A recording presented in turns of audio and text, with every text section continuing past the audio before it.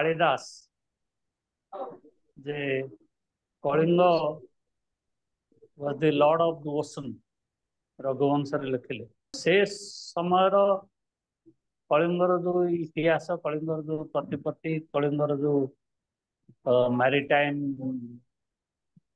History से सब ऊपर आमर आलोचना विशेष विशेष करी साउथ ईस्ट एशियन कंट्री गुड़ाक कलिंगर जो छाप रही आम विएटनाम जाइलु सेठी मुख्य नदी ना हूँ थुबन से थुबन जो म्यूजियम अच्छी से म्यूजियम रे थुबन विषय लिखिं ये नदीर ना पूर्व महानदी थिला।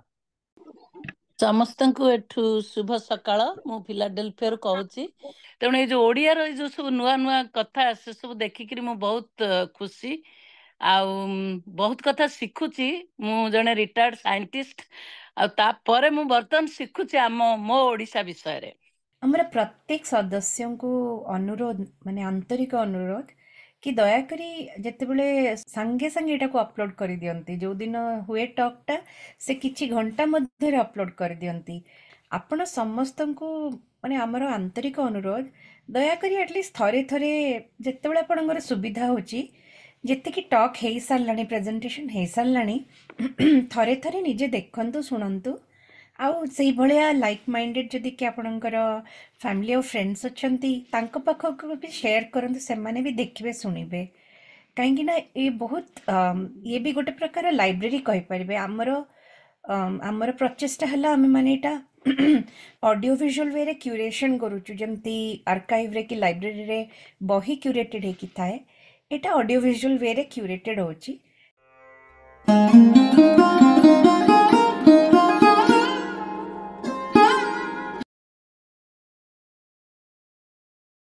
मोर ये तो प्रोग्राम ठीक चली भल भल वक्ता मान आसुंती खूब बढ़िया होची किंतु सेतरे गोटे जिनस टिके अभाव रहउची आज्ञा कलिंग पीरियड रो ऐतिह्यटा आज्ञा वर्तमान आमे मुख्यतः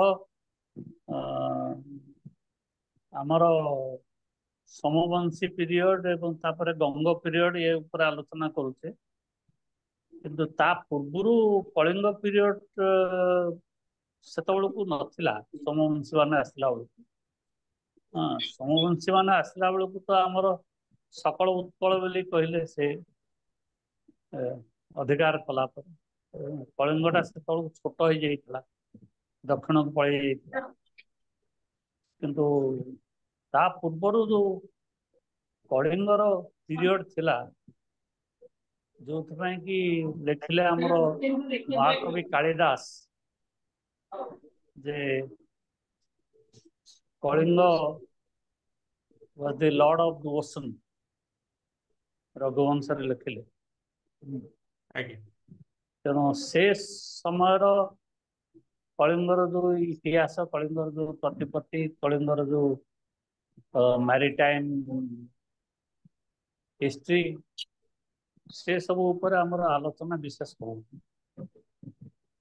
विशेष करी साउथ ईस्ट एशियन कंट्री गुड़ाक कलिंगर जो छाप रही आम विएटनाम जाइलु सेठी मुख्य नदी ना हूँ थुबन से थुबन जो म्यूजियम अच्छी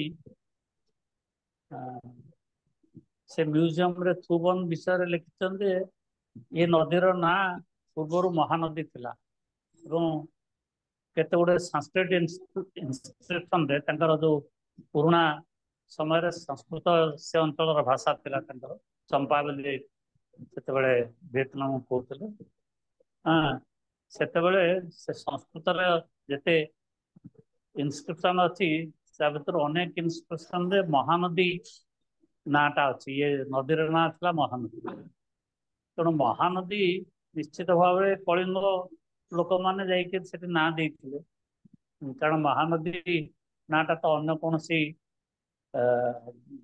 राज्य रे भारत नहीं ତେଣୁ ସେଇ ଜିନିଷ ଗୁଡାକ କେମିତି କଳିଙ୍ଗର ବିଭିନ୍ନ ଅଞ୍ଚଳରେ ପ୍ରତିପତ୍ତି ଥିଲା, ଜାଭା ହେଲା, ସୁମାତ୍ରା ହେଲା, କାମ୍ବୋଡିଆ ହେଲା, ଯୋଉଟା କମ୍ବୁଜ ବୋଲି କହୁଥିଲେ। ତେଣୁ ଏସବୁ ବିଷୟରେ ଟିକେ ଆଲୋଚନା କଲେ ଭଲ ହୁଅନ୍ତା। ଧନ୍ୟବାଦ। ସାର୍ ବହୁତ ଧନ୍ୟବାଦ ସାର୍, ଆପଣ ଯାହା କହିଲେ ସେଟା ତ ନିଶ୍ଚୟ ମନେ ରଖିବୁ।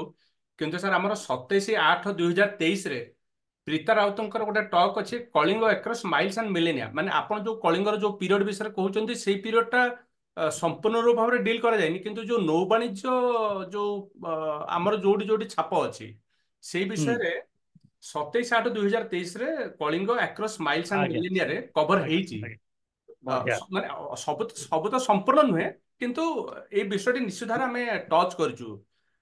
କିନ୍ତୁ ଆପଣ ବହୁତ ମାନେ ଭଲ ସଜେସନ ଦେଲେ ସାର୍, ମୁଁ ଏଇଟା ଲେଖିକି ରଖିଲି। ଏମିତିରେ ଆଜିର ଯୋଉ ପ୍ରୋଗ୍ରାମଟା ବି ତ ରେକର୍ଡିଂ କରାଯାଉଛି।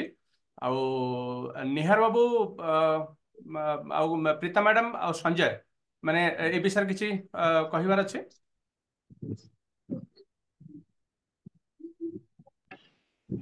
ନିଶ୍ଚୟ। ଥ୍ୟାଙ୍କ ୟୁ, ଧନ୍ୟବାଦ ବିଜୟ ସ୍ୱାଇଁ ସାର୍।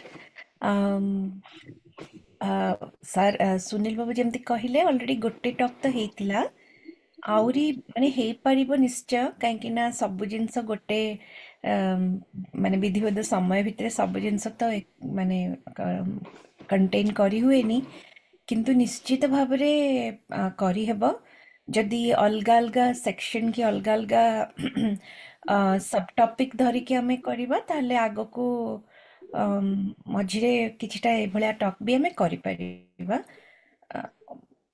ତେଣୁ ଆଉ ଯଦି ସଞ୍ଜୟ ଭାଇ କି ନିହାର ଯଦି ଆଉ ବି ସୌମ୍ୟ ତମେ ଯଦି ବି କିଛି କହିବାକୁ ଚାହୁଁଛ, କି ଅନ୍ୟମାନେ ପ୍ଲିଜ୍ ଆପଣମାନଙ୍କ ସଜେସନ୍ ଦିଅନ୍ତୁ। ନାଇଁ, ଏଇ ମ୍ୟାରିଟାଇମ୍ ଆକ୍ଟିଭିଟିଜ ଉପରେ ତ ଆମେ ଆହୁରି ଅନ୍ୟ କାର୍ଯ୍ୟ, ଡକ୍ଟର ସୁରେଶ ମିଶ୍ର ଗୋଟେ ଟକ୍ ଦେଇଥିଲେ, ତାପରେ ଡକ୍ଟର ସୁନୀଲ ପଟ୍ଟନାୟକ ବି ଆଉ ଗୋଟେ ଟକ୍ ଦେଇଥିଲେ। ଯେତେ କଲେ ବି ସେତେ ଆହୁରି ବହୁତ ରହିଯାଉଛି, କରିବା ଭବିଷ୍ୟତରେ ଆହୁରି। ବିଶ୍ୱଭାରତୀ ମ୍ୟାଡାମଙ୍କର ସାଧବ କଥା ବି ହଁ, ହେଇଥିଲା। ସେ ସାଧବ କଥା ବି କହିଥିଲେ। ହଁ। କିନ୍ତୁ ଆକ୍ଚୁଆଲି ବିଜୟ ସ୍ୱାଇଁ ସାର୍ଙ୍କୁ ବହୁତ ଧନ୍ୟବାଦ। ସିଏ ଗୋଟିଏ ବିଷୟ କହିଲେ, ଯୋଉ କଳିଙ୍ଗ ସିଏ ଯୋଉ ପିରିୟଡଟାକୁ ଇଣ୍ଡିକେଟ କରୁଛନ୍ତି, ମାନେ ଏକ୍ସକ୍ଲୁସିଭଲି ସେଇ ପିରିୟଡକୁ ଡିଲ୍ କଲା ଭଳି ଗୋଟେ ଟକ୍ ଗୋଟେ ଆମ ସୂଚୀପତ୍ରରେ ନିଶ୍ଚିତ ଆମେ ଆଗକୁ ରଖିବା ଉଚିତ। ବହୁତ ଧନ୍ୟବାଦ ସାର୍। ମାନେ ଆଜି ଆମେ ଏଇ ଯୋଉ ଡାକିଛୁ, ଏଇ ଯୋଉ ଆପଣ ମାନଙ୍କର ମତାମତ, ଏଇ ଦୃଷ୍ଟିରୁ ଏଇଟା ଭାରି ଗୁରୁତ୍ୱପୂର୍ଣ୍ଣ ସାର୍। ଆପଣ ଗୋଟେ ଭଲ ପଏଣ୍ଟ କହିଲେ ସାର୍। ଆପଣଙ୍କୁ ପୁଣି ଆଉଥରେ ମୁଁ ଧନ୍ୟବାଦ ଦଉଛି। ତେବେ 7:05 ହେଲା, 7:06 ହେଲା, ଆନୁଷ୍ଠାନିକ ଭାବରେ ମୁଁ ଆଜିର ଏଇ ଯୋଉ ଆମେ ଯୋଉ କାର୍ଯ୍ୟକ୍ରମ କରୁଛୁ, ମୁଁ ସେଟାକୁ ମାନେ ସେ ବିଷୟରେ କିଛି କହିବା ପାଇଁ ଚାହୁଁଛି। ଦେଖନ୍ତୁ, ଆମେ 5 ଅଗଷ୍ଟ 2023ରେ ଏଇ ଯୋଉ ଆମେ ଗାଇବା କଳିଙ୍ଗ ଇତିହାସ ଶୀର୍ଷକ ଯୋଉ ଆଭାସୀ ଆଲୋଚନା ଚକ୍ରଟି ଆରମ୍ଭ କରିଥିଲୁ। ପ୍ରଥମ ଦିନର ଥିଲା ବକ୍ତବ୍ୟ ଥିଲା ସଞ୍ଜୟ ବରାଳଙ୍କର, ଯିଏ ବର୍ତ୍ତମାନ ଆପଣମାନେ ଦେଖିପାରୁଥିବେ ସ୍କ୍ରିନରେ। ତାଙ୍କର ସିଏ ଗୋଟେ ବହି ଲେଖିଥିଲେ, ଦ ରିଏଲ ହିଷ୍ଟ୍ରି ଅଫ କୋଣାର୍କ, ଯୋଉଟା କି ଗୋଟେ ସମୟରେ ବହୁତ ମାନେ ଚର୍ଚ୍ଚିତ ପୁସ୍ତକ ଥିଲା ଗୋଟେ ସମୟରେ। ଏବଂ ତାଙ୍କର ବକ୍ତବ୍ୟରୁ ଆମେ ଆରମ୍ଭ କରିଥିଲୁ। ତାପରେ ସବୁତକ ଆଜି ବୋଧେ ଆମେ 56 ବା 57ତମ ଆଜି ଆମର ଏଇଟା 57ତମ ଆମର ଏଇଟା ଆଜି ବୋଧେ ବୈଠକ ହବ। ମାନେ ଏଇ ଯୋଉ ଆଭାସୀ ଆଲୋଚନା ଚକ୍ର, ଏମିତି ଯୋଉଟା ଅଫଲାଇନରେ, ତାମାନେ ଆମେ ଯାଇକି ଲୋକଙ୍କୁ ଭେଟିକି ତାଙ୍କ ମତାମତ ସଂଗ୍ରହ କରିବା, ତାକୁ ଯଦି ଯୋଡାଯିବ ତାହେଲେ ହୁଏତ ଆଜି 60 କି 65 ପାର ହେଇଯିବ। କିନ୍ତୁ ଏଇ ଯୋଉ ଆଭାସୀ ଆଲୋଚନା ଚକ୍ର ମୋଡରେ ଆମେ ଯୋଉଟା କରୁଛୁ, ତାର ଆଜି ବୋଧେ 56 ବା 57ତମ ସଂସ୍କରଣ। ତେଣୁ ସବୁତକ କହିବା ସମ୍ଭବ ନୁହେଁ, କିନ୍ତୁ ଯୋଉ ପ୍ରଥମ କେତୋଟି ଯୋଉ ମିଟିଂ ବିଷୟରେ ମୁଁ କହୁଛି, ଯେ ପ୍ରଥମେ ସଞ୍ଜୟ ବରାଳଙ୍କର ରିଏଲ ହିଷ୍ଟ୍ରି ଅଫ କୋଣାର୍କ, ତାପରେ ଅନିଲ ଧୀର ସାର୍ଙ୍କର ହେରିଟେଜ ଅଫ ଓଡିଶା, ତାପରେ ଜିତୁ ମିଶ୍ରଙ୍କର ରିଭର୍ସ ଦ୍ୟାଟ ୟୁନାଇଟ ଓଡିଶା, ତାପରେ ପ୍ରୀତା ରାଉତଙ୍କର Kalinga across miles and millennia. ଏମିତିରେ ଆମର ଏଇଟା ହଉଛି ପ୍ରଥମ ମାସର। ତାପରେ ସୁରେନ୍ଦ୍ର ମିଶ୍ର, ସୂର୍ଯ୍ୟ ଦେଓ, ରଞ୍ଜନ ପ୍ରଧାନ, शुभेन्द्र मिश्र, मृणाल चटर्जी, सुरेश मिश्र, अतुल चंद्र प्रधान, निहार रंजन नंद, भगवान प्रकाश, दीपक नायक, ओम प्रियदर्शी, देवाशीष जेठी, श्वेता विश्वाल, विभु पट्टनायक, विश्वभारती, अनिल दे। मु सब ना आगे माने कौन सी लगे लंबा हो ना गुड़ाक पड़ जाऊँ, क्षमा करेंगे। किए डॉक्टर किए श्रीजुक्त माने सबुतक मु ଆଉ ବିଶେଷଣ ଗୁଡାକର ଉହ ରଖିକି ପଢୁଛି। ତ ଶ୍ଵେତା ବିଶ୍ୱାଳ, ବିଭୁ ପଟ୍ଟନାୟକ, ବିଶ୍ୱଭାରତୀ, ଅନିଲ ଦେ, ଭାଗ୍ୟଲିପି ମଲ୍ଲ, ଅସିତ ମହାନ୍ତି, ସୁନନ୍ଦା ମିଶ୍ର, ଆଶୁତୋଷ ପ୍ରସାଦ ମିଶ୍ର, ଇଲିଆନା ସିଟାରିଷ୍ଟ, ମୃଣାଳ ଚାଟାର୍ଜୀ, ଚିତ୍ତରଞ୍ଜନ ମିଶ୍ର, ସଙ୍ଗୀତା ପଣ୍ଡା, ପ୍ରତୀକ ପଟ୍ଟନାୟକ, ବବିତା ପଟ୍ଟନାୟକ, ସୁବ୍ରତ ପୃଷ୍ଟି, ରାମକୃଷ୍ଣ ବିଶ୍ୱାଳ, ଆନ୍ତର୍ଜିତା ନାୟକ, ଦେବାଶିଷ ଜେଠି, ଆଉ ସୌମ୍ୟରଞ୍ଜନ ପଣ୍ଡା, ଶୀତଲ କୁମାର, किशोर बासासा, सुनील पट्टनायक, शुभेंद्र मिश्र, फनिंदम देव, भीम पृष्टि, भारती पाल, रंगाधर होरिया मालेशिया, निवेदिता आचार्य, संजीव होता, राघवन श्रीनिवासन, तापरे देवव्रत पंडा, इंद्रमणि जेना, मोना विश्वरूपा, जयदेव कर। तापरे आज हूँ आमर यही सब मीटिंग विषय गोटे आपण मान मतामत जानिया प्रचेष्टा आज मीटिंग। तेणु मु आशा करुच्ची आपण मैंने समस्ते जितेबाला कहवाई चाहिए आपको आज आप हैंड रेस करूँ बा सीधा सड़क निज माइक्रोफोन और कैमेरा ऑन करके निज मत रखु। आज आम मान शुणु जे आमे ये जो मु सुनील विश्वाल, मोर बंधु संजय बराल जी की स्क्रीन में देखा जाउछंती, आउ आदित्य घोष सी आज जॉइन करि पार नाहंती, सौम्य रंजन पंडा जॉइन करछंती। Saumya I don't see you Saumya, सौम्यंकर नेटवर्क इश्यू अच्छी। आउ प्रीता राउत मैडम, प्रीता राउत जॉइन करछंती यूएसए रो। तेणु वस्तुतः आम 5 जन याकू माने जारी रखछु, किंतु एक्चुअली 5 जन शुभेंद्र भाई, हबनी, एथिरे 50 जनकर योगदान रही। जेमती शुभेंद्र भाई अछंती, शुभेंद्र भाई, शुभेंद्र मिश्र, विश्वभारती मैडम, एमती किए नाहंती जे आम परिवार सदस्य नुहंती। आपण माने समस्त आम परिवार सदस्य भावुछु। किछि नहले आपण माने माने आम मान को उत्साहित करचंती। पदे अधे जेतेबेले मंतव्य देइचंती सेटा ही हमर गोटे बड़ संपत्ति, ताकू ये करके आम आगू चलछु। तो मु अनुरोध करी मोर बंधु धनंजय मिंज हैंड रेस करथिले। धनंजय भाई कोन कहंतु, तापरे हमर आज्ञा मु तो सेते संश्लिष्ट हो पारुनी, क्षमा करिवे। एक्चुअली आमर गोटे वर्ष प्रथम वार्षिकी पूर्ति हो सारानी। तेणु 52-53 अध्याय रे आमे जहाँ सब प्रेजेंटेशन करिसेंती हमर वरिष्ठ माने फ्रेंड माने, ताकू सब क्रोनोलॉजिकली अरेंज करिकरी सेही स्पीकर को ऑथर भाव रे ताकू कन्वर्ट करंतु। 4-5 पृष्ठा 6 पृष्ठा रे ब्रीफली समते लेखंतु। मु किछि फाइनेंशियली कंट्रीब्यूट करबी। आउ आपण माने जदि चाहिए आमे गोटे ग्रुप करके बुक करके प्रकाश प्रति वर्ष शेष रे 52, 53, 56 जेतुटा होची प्रेजेंटेशन, से प्रेजेंटेशन टाकू डॉक्यूमेंटेशन करके से स्पीकर ताकू जदि लेखिकी दियंते, आमे ताकू एडिट करंते, गोटे बही बाहरंता। प्रति वर्ष शेष को 52nd week at the end of the year हमर गोटे प्रथम वर्षर कार्यकलाप बा आभासिक पटलर सबु प्रोग्राम ब्रीफली जी जति लिखिबे 5-6 पृष्ठ लिमिट रखंतु पर स्पीकर, से निजे लिखिकी दिंतु। ताकू आम समय हिसाब से क्रोनोलॉजिकली अरेंज करके आम छापिबा, सेटा गोटे बही हम। पुणी एमती चली द्वितीय वर्ष तृतीय वर्ष चलो, प्रति वर्ष शेष को ये गोटे बही परी बाहर। से फाइनेंशियली सपोर्ट दरकार। मु मो तरफ 10,000 देवाकू बर्तमान कहूँ। आपण मैंने आउ जहाँ जोड़ाजोड़ी करके बहीटे छापतु, ऑनलाइन हो या हार्ड कॉपी हो, आम समस्त गोटे गोटे कॉपी रखा। ये गोटे मेमोरेबल, यहाँ खाली प्रेजेंटेशन भी टाइम खाली 1.5 घंटा 2 घंटा नुह, यहाँ गोटे भविष्य जेनेरेशन गोटे डॉक्यूमेंटेशन हो गले आम परवर्ती समाज रे लोक जानिबे शिखिबे। आउ तापर सर्च ऊपर आउ रिसर्च करेंगे। जमी सुरेंद्रनाथ मिश्र भल भाव जानी, सामृद्धि प्रकाशन पुरी रे मु स्टूडेंट थी 8 वर्ष।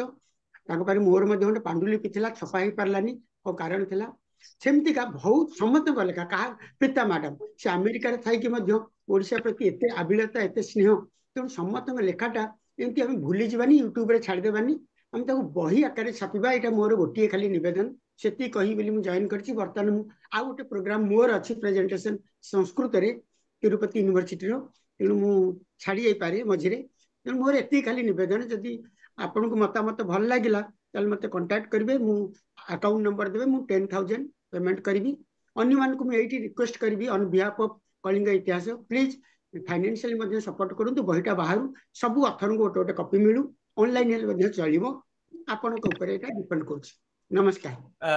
धनंजय भाई, मु कृतज्ञ, किंतु एठी मु गोटे कथा कहि रखिया पे चाहूची। आमे जेबेठारु एटा आरंभ कलु से दिन ठारु संजय मु माने निष्पत्ति नैचु ଯେ ଏଇ ଯୋଉ ଅଭିଯାନ ଟିକେ ଚଲେଇବା ପାଇଁ ଯାହା କିଛି ଆର୍ଥିକ ଇଏ ଦରକାର ହବ କଣ କହିଲେ ଆର୍ଥିକ ଇଏ ତାହା ସାହାଯ୍ୟ ଦରକାର ହବ କେବଳ ଆମେ 2 ଜଣ ହିଁ ତାକୁ ମାନେ ଇଏ କରିବୁ ମାନେ ବହନ କରିବୁ। ତେଣୁ ଆପଣଙ୍କର ମାନେ ଏଇ ଯୋଉ ହଠାତ୍ ଆପଣ ଯୋଉ କହିଲେ ଆପଣଙ୍କୁ ବହୁତ ଧନ୍ୟବାଦ ବହୁତ କୃତଜ୍ଞ।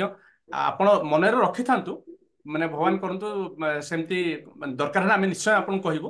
କିନ୍ତୁ ଆପାତତଃ ଆଜ୍ଞା ମାନେ ଆମେ 2 ଜଣ ସ୍ଥିର କରିଛୁ ଯେ ଏଇ ଯୋଉ ଅଭିଯାନ ଟିକେ ଚଲେଇବା ପାଇଁ ଯାହା ଦରକାର ଆମେ ଏଟା ବହନ କରିବୁ ବୋଲି ସ୍ଥିର କରିଛୁ। କିନ୍ତୁ ଆପଣ ଯୋଉ କହିଲେ ମୁଁ ମାନେ ମୁଁ ବହୁତ କୃତଜ୍ଞ। ଆଜ୍ଞା ଆଚ୍ଛା ଜ୍ଞାନ ବାବୁ ନାଇଁ ସୁଧାକର ପତ୍ରୀ ସାର୍ଙ୍କର କେତେବେଳଠୁ ହ୍ୟାଣ୍ଡ ରେଜ୍ ଆଚ୍ଛା ଅଛି। ପ୍ରେତା ମ୍ୟାଡାମ କାଇଣ୍ଡଲି ମ୍ୟାନେଜ ଆଜ୍ଞା ଆଜ୍ଞା ଆପଣ ମୁଁ ମ୍ୟାନେଜ କରୁଛି। ହଁ ସୁଧାକର ପତ୍ରୀ ସାର୍ଙ୍କର କେତେବେଳଠୁ ହ୍ୟାଣ୍ଡ ରେଜ୍ ଅଛି, କିନ୍ତୁ ସାର୍ ଆପଣଙ୍କୁ ଗୋଟେ ଛୋଟ ଅନୁରୋଧ।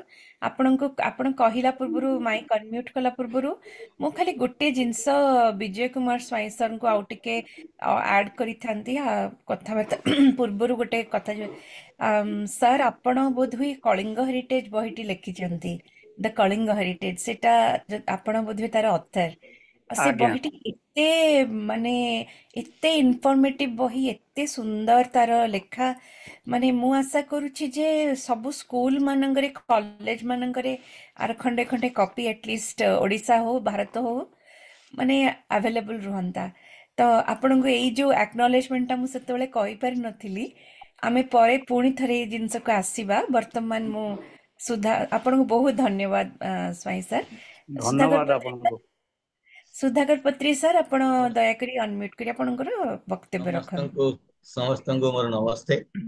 ଆଉ ସୁରେନ୍ଦ୍ର ବାବୁଙ୍କର ସ୍ପେଶିଆଲି ଯୋଉ ବହି କଥା ଆପଣ କହିଲେ ମୁଁ ତ ପଢି ନାହିଁ ଆକ୍ଚୁଆଲି। ଆପଣ ଏ ସୁନୀଲଙ୍କ ଆପଣ କଳିଙ୍ଗ ଇତିହାସ ଏଥିରେ ଆଡ ହେଲା ପରେ ଏକା ମୋର ଇତିହାସ ପ୍ରତି ବହୁତ ଇଣ୍ଟରେଷ୍ଟ ଆସିଛି। ଆଗରୁ ମୁଁ ତ ଇତିହାସ ଭିତରେ କିଛି ଏବେ ପଶିନଥିଲି। ଏବେ ବର୍ତ୍ତମାନ ମୋର ପ୍ରଶ୍ନ ହଉଛି ସେ ଇତିହାସ କଳିଙ୍ଗର ଇତିହାସ କହିଲା ବେଳକୁ 3ଟି ଶବ୍ଦ ଆସିଲାଣି, ଉତ୍କଳ, ଓଡିଶା ଏବଂ କଳିଙ୍ଗ। କୋଉ କ୍ରମରେ ଏସବୁ ହେଲା ଆଉ କିଏ କିଏ ସେ ସମୟର ପିରିୟଡ କଣ ଥିଲା, କ୍ରୋନୋଲୋଜିକାଲି ଇୟର୍ସ ଦେଇ ଇଏ ଥିଲେ, and the spread of area is this, ତାଙ୍କର ଆକ୍ଟିଭିଟିଜ କଣ ଥିଲା ମେଜର, ଏମିତି କରି କୋଉ ବହିରେ ଅଛି କଣ ମୁଁ ସେଟା ଏପର୍ଯ୍ୟନ୍ତ ପାଇନାହିଁ। ଆଉ ଯଦି ସୁରେନ୍ଦ୍ର ବାବୁଙ୍କର ବହି ଅଛି ଯୋଉଟା ମୁଁ ପଢିବା ପାଇଁ ମତେ ଟିକେ ପଠେଇଲେ ମୁଁ ଭଲ ହୁଅନ୍ତା, କେମିତି ପାଇବି। ଆଣ୍ଡ ଆଇ ୱିଲ୍ ରିକ୍ୱେଷ୍ଟ ଯେ ଯଦି ଆପଣ ମାନେ ହଉଛନ୍ତି ଗୋଟେ କନସୋଲିଡେଟେଡ ଗୋଟେ କରନ୍ତୁ କଳିଙ୍ଗ ଇତିହାସ। ଇତିହାସ ମାନେ ପ୍ରଥମତଃ କଥା ହବ କିଏ କିଏ ଥିଲେ, ଶାସନ କିଏ କରିଥିଲେ, ବ୍ୟାପକତା କଣ ଥିଲା, ସେ ସମୟରେ କଣ ଆକ୍ଟିଭିଟିଜ ହେଇଥିଲା, ଏସବୁ ଷ୍ଟାର୍ଟିଂ ଫ୍ରମ ଯୋଉଠୁ କଳିଙ୍ଗ ଅର ଉତ୍କଳ ଆସିଛି ସେଇ ହିସାବରେ କ୍ରୋନୋଲୋଜି ଖାଲି ଖାଲି ଟିକେ ଲେଖିକିରି ବ୍ରିଫ ଲେଖିଲେ, ଆମେ ବେଶୀ କହୁଛୁ ଡିଟେଲ ଭିତରକୁ ନାହିଁ, ଏଇଟା କୋଉଠି ଗୋଟେ କରନ୍ତୁ। ସେଇଟା ହଉଛି କଳିଙ୍ଗ ଇତିହାସର ବଡ କଥା ହବ। ଯଦି ହେଇଛି କୋଉଠି ମତେ ଜଣା ନାହିଁ, ଆଉ ତାହେଲେ ମତେ ପଠେଇଲେ ମୁଁ ଦେଖିବି ଖୁସି। Thank you. ମୁଁ ସୁନୀଲ ବାବୁଙ୍କୁ ସେ କଥା ଲେଖିଥିଲି ଯେ ଏସବୁ କରନ୍ତୁ ବୋଲି, ଏମିତି ହେଲେ ମତେ ଭଲ ଲାଗିବ। ଧନ୍ୟବାଦ ପତ୍ରୀ ସାର୍। ସୁନୀଲ ଭାଇ ଆପଣ କିଛି କହିବେ? ହଁ ଅନମ୍ୟୁଟ୍ କରନ୍ତୁ, ଅନମ୍ୟୁଟେଡ୍ ନାହାନ୍ତି। ହେଇନି ଅନମ୍ୟୁଟ। ଇଏ ପ୍ରୀତା ମ୍ୟାଡାମ ମୁଁ ଚାହୁଁଛି ଆପଣ ୟା ପରଠାରୁ ଇଏଟା ମାନେ ମ୍ୟାନେଜ କରନ୍ତୁ। ଆଉ ଆଜ୍ଞା ସଞ୍ଜୟ ଆଉ ଜ୍ଞାନ ରଞ୍ଜନ, ସଞ୍ଜୟ କଣ କହିବା ପାଇଁ ଚାହୁଁଛନ୍ତି ସଞ୍ଜୟ କହିସାରନ୍ତୁ, ତାପରେ ଜ୍ଞାନ ରଞ୍ଜନ ସାମଲ ତାଙ୍କୁ କହିବା, ତାର ସମସ୍ତେ ଆଜି ସମସ୍ତେ ଆଜ୍ଞା ଆପଣମାନେ କହିବେ, ଆଜ୍ଞା ଆମେ ଶୁଣିବୁ। ଆଜ୍ଞା ସଞ୍ଜୟ ଭାଇ ଅନମ୍ୟୁଟ୍ କରନ୍ତୁ, ଆଉ କଣ କହିବେ? ସମସ୍ତଙ୍କୁ ମୋର ନମସ୍କାର। ଧନଞ୍ଜୟ ସାର୍ ଯୋଉ କଥା କହିଲେ ସେଇ କଥା ଆମ ମନରେ ବି ରହିଛି। ଆମେ ବି ପ୍ରସ୍ତୁତି କି ଆରମ୍ଭ କରିଛୁ। ଆଉ ବର୍ଷକୁ ଗୋଟେ ନହେଲେ ବି ବର୍ଷକୁ ତ ବହୁତ ଏପିସୋଡ ହେଇଯାଉଛି, ତେଣୁ ଗୋଟେ ଏପିସୋଡରେ କରି ହବନି, ତେଣୁ ବର୍ଷକୁ ଆଟଲିଷ୍ଟ 2ଟା ଭଲ୍ୟୁମ ଆମେ କରିବୁ ବୋଲି ଚିନ୍ତା କରିଛୁ। ଆଉ ବର୍ତ୍ତମାନ ବି ସେଇଟା ବି ଗୋଟେ ମାଗାଜିନ, ଗୋଟେ ଏଇ ଐତିହ୍ୟକୁ ନେଇକି ଗୋଟେ ମାଗାଜିନ ଟେ କରିବା ପାଇଁ ବି ସ୍ଥିର କରୁଛୁ। ସେଥିପାଇଁ ଆମେ ଗ୍ରୁପରେ ବି ଲେଖା ଆହ୍ୱାନ କରିଛୁ, ସେଇଟା ବି କରିଦବା। କାରଣ ପୂଜା ପୂର୍ବରୁ ତାକୁ ବାହାର କରିବୁ ବୋଲି ସ୍ଥିର କରିଛୁ।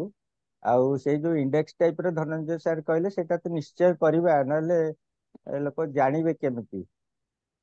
ସେଟାକୁ ବି ସର୍କୁଲେଟ କରିବା, ଫ୍ରିରେ ସର୍କୁଲେଟ କରିବା, କାରଣ ସବୁଥିରୁ କିଛି କିଛି ହିଣ୍ଟସ ରହିବ, କିଛି କିଛି ରଖିକି ସେଇଟା ଆମେ କରିବା। କରିବା ଆଗକୁ ଏପରି। ଧନ୍ୟବାଦ ସଞ୍ଜୟ ଭାଇ। ଏବେ ଜ୍ଞାନରଞ୍ଜନ ହୋତା ସାର୍ ଆପଣ ହ୍ୟାଣ୍ଡ ରେସ୍ କରିଥିଲେ ଟିକେ ଆଗରୁ, ଆଜ୍ଞା ଦୟାକରି କୁହନ୍ତୁ। ହଁ ମୋ କହିବା କଥା ତ ପ୍ରଥମ ହଉଛି ଯୋଉ ସୁନୀଲ ଭାଇ ଯୋଉ କହିଲେ, ସୁନୀଲ ଭାଇ କି ତ ପରିଚୟ ମୋର ବହୁତ ଦିନ, ଆଉ ବହୁତ ବିଭିନ୍ନ ପ୍ରକାର କାର୍ଯ୍ୟକ୍ରମରେ ସେ ସବୁବେଳେ ଆଗୁଆ ଥାନ୍ତି। ସୁନାବେଳାରେ ଏମିତି କୋଇ କାର୍ଯ୍ୟକ୍ରମ ନଥାଏ ଯୋଉଠି ସୁନୀଲ ଭାଇ ନଥାନ୍ତି। ଆଉ ସେ ତେଣୁ ସେ ଭଗବାନ ତାଙ୍କୁ ସଞ୍ଜୟ ଭାଇ ହୁଅନ୍ତୁ, ସଞ୍ଜୟ ଭାଇ ହୁଅନ୍ତୁ, ତାଙ୍କୁ ସ୍ୱଚ୍ଛଳ ରଖିଛନ୍ତି, ଆହୁରି ସ୍ୱଚ୍ଛଳ କରନ୍ତୁ, ଆଉ ଦେଶ ଜାତି ପାଇଁ ଆହୁରି କାମ କରନ୍ତୁ। ଏହା କହିଲା ପରେ ଆଉ ଗୋଟେ ମୋର କଥା କହିବାକୁ ଅଛି, ଯୋଉ ସୁନୀଲ ଭାଇ କହିଲେ ଯେ କି ଆମେ ଯୋଉ ସଞ୍ଜୟ ବାବୁ ଆଉ ସୁନୀଲ ଭାଇ ଦି ଜଣ ମନସ୍ଥ କରିଛନ୍ତି ଏ ଖର୍ଚ୍ଚ ସେ କାଠୁ ନେବେନି। ଆପଣ ଏଇ ଯୋଉ ଆଭାସୀ ପରିଯୋଜନାଟି ଚାଲିଛି ସେ ଖର୍ଚ୍ଚ ତ ଆପଣଙ୍କର, ଆପଣ କରୁଛନ୍ତି। ଅନ୍ୟ ଯୋଉ ଜିନିଷ ଆଡ୍ ହଉଛି ଆପଣ ମାନେ ତାକୁ ଟିକେ ଅଲଗା କରିକିରି ଆମମାନଙ୍କୁ ବି ଆମର ରାଜ୍ୟର ଆମ ଜାତି ପାଇଁ କିଛି ସେବା କରିବା ପାଇଁ ସୁଯୋଗ ଦିଆଯାଉ। ଆମର ଇଏ ଅନୁରୋଧ, ଆପଣ ଯୋଉ ଆଭାସୀ କରୁଛନ୍ତି ଆର ବି ଯୋଉ ସଫ୍ଟୱେର ଖର୍ଚ୍ଚ ଅଛି, ଏଡିଟିଂ ଭଲ ମନ୍ଦ ସମୟ ଦଉଛନ୍ତି, ଏସବୁ ସେସବୁ ଜିନିଷଟା କରନ୍ତୁ।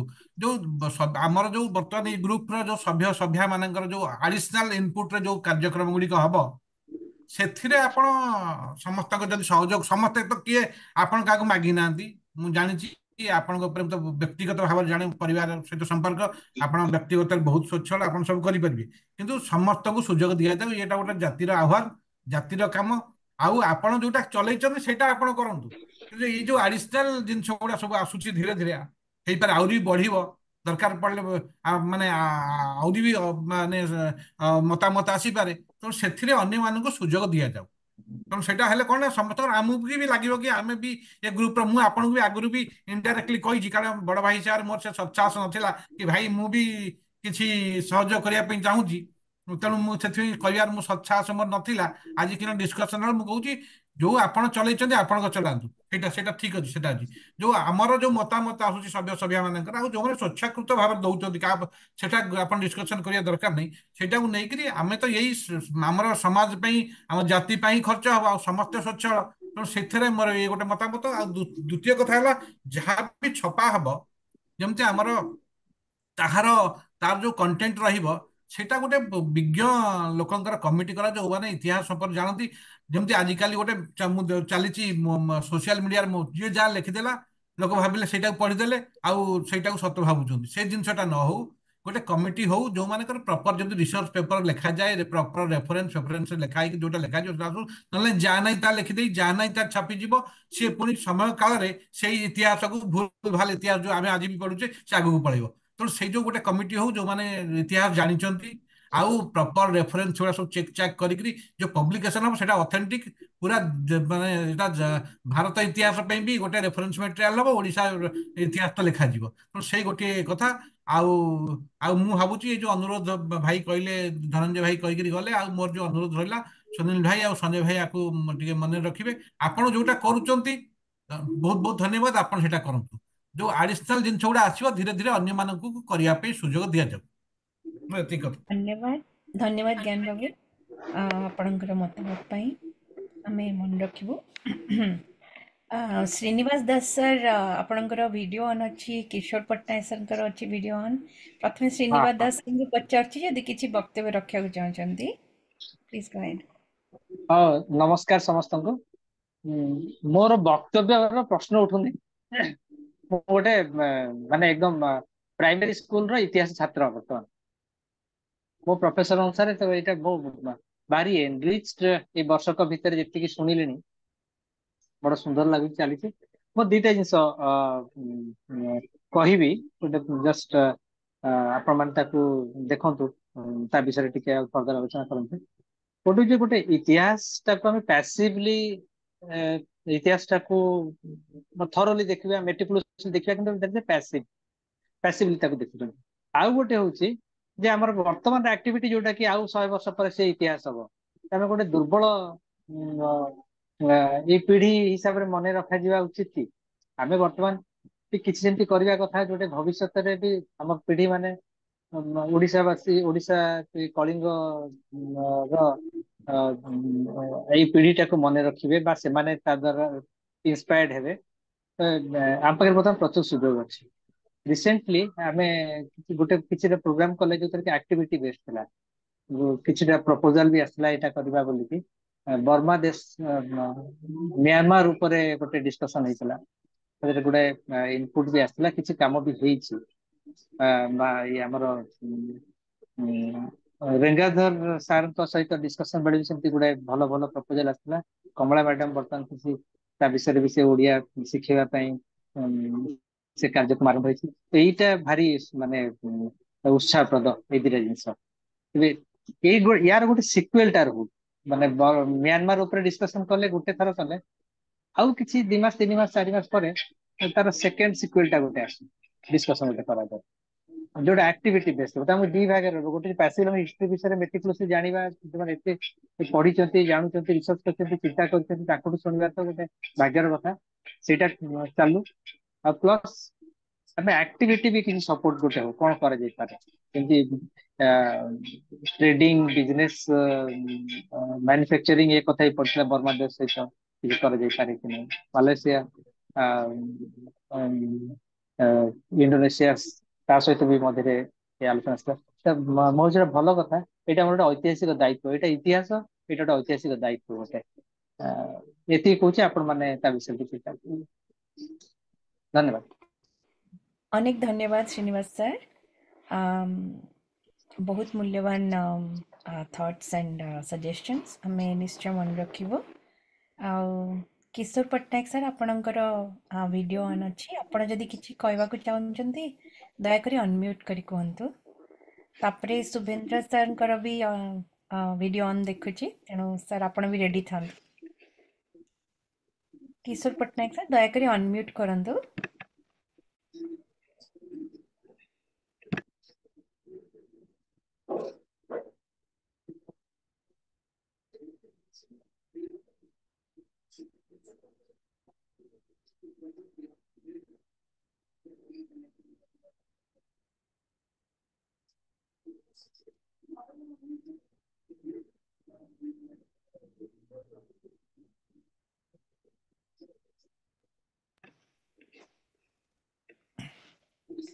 सर को बोधे टिके असुविधा होची अनम्यूट करिया को ता मध्य रे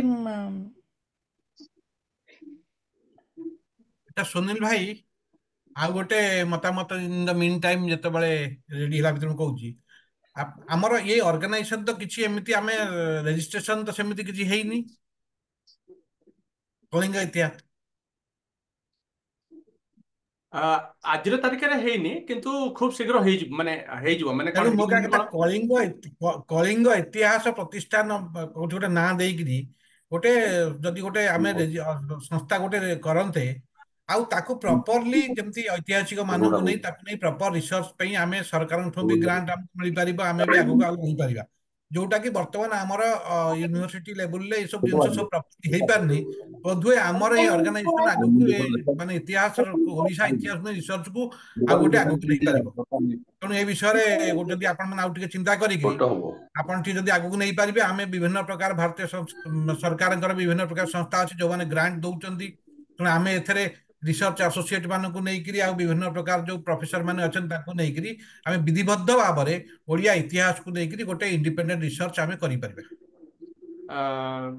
ज्ञान बाबू खूब शीघ्र ये जो रेजिस्ट्रेशन टा बहुत दिन रही जानता केवल मु जेहेतु रोची सुनाबेड़े मु समय दे पारि नथिबारु एटा हेई पारनी नहले तार गोटे जहा जहा आनुषंगिक आवश्यकता दरकार सब सरी जाइए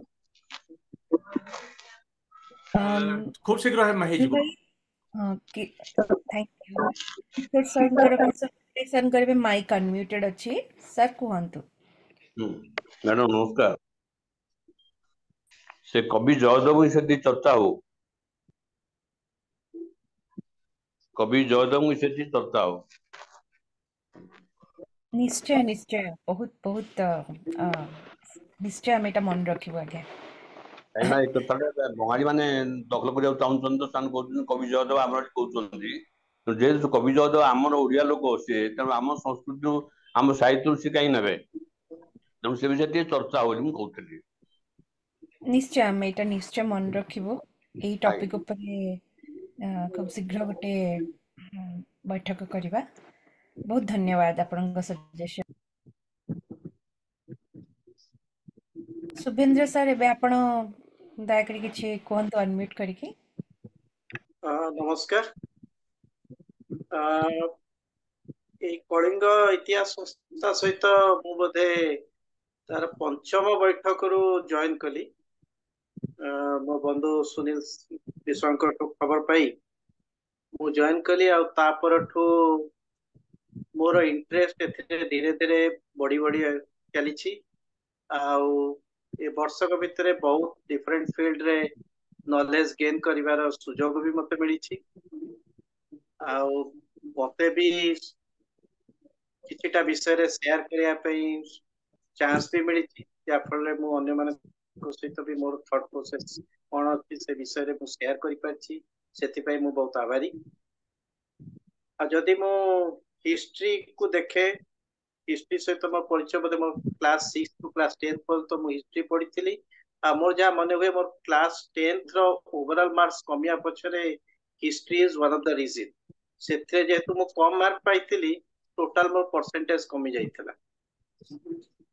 ମେ ବି ସେଇଟା ଆମ ସ୍କୁଲ କଲେଜରେ ଯୋଉ ଭଳି ହିଷ୍ଟ୍ରି ପଢା ହଉଛି ସେଇଥିପାଇଁ ମତେ ଭଲ ଲାଗୁନଥିଲା, କିନ୍ତୁ ବର୍ତ୍ତମାନ ଦେଖିଲେ ଯୋଉଭଳି ଆମର ଆଲୋଚନା ଚାଲିଛି, ଆଉ ମୁଁ ବି ଯୋଉଭଳି ଯେକୌଣସି ଜାଗାକୁ ଗଲେ ତାର ଯୋଉ ଇତିହାସ ସମ୍ପର୍କରେ ନେଇକିରି ମୁଁ ଯୋଉ ଫେସବୁକରେ ମୋର ଅପଲୋଡ କରୁଛି ତାର ବି ଭଲ ଭଲ କମେଣ୍ଟସ ମିଳୁଛି। ବହୁତ ଲୋକ ମୋର ଫେସବୁକ ଅପଲୋଡ କୁ ଚାହିଁ ବସୁଛନ୍ତି ଯେ ଏ ୱିକରେ ଆପଣଙ୍କ କାହିଁ କିଛି ଅପଲୋଡ ଆସିଲାନି।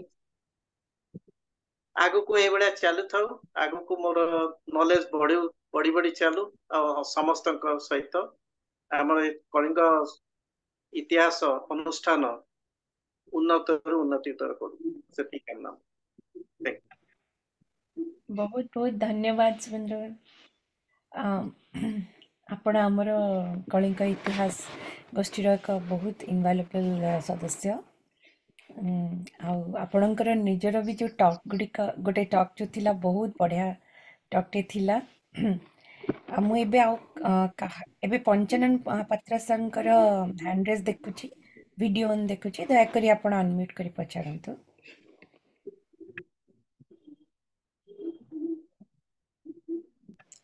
ପଞ୍ଚାନନ ମହାପାତ୍ର ସାର୍ ପ୍ରଥମେ ଅନମ୍ୟୁଟ୍ କରନ୍ତୁ।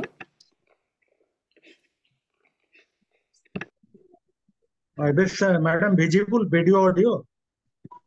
ଆଜ୍ଞା ଆଜ୍ଞା କୁହନ୍ତୁ।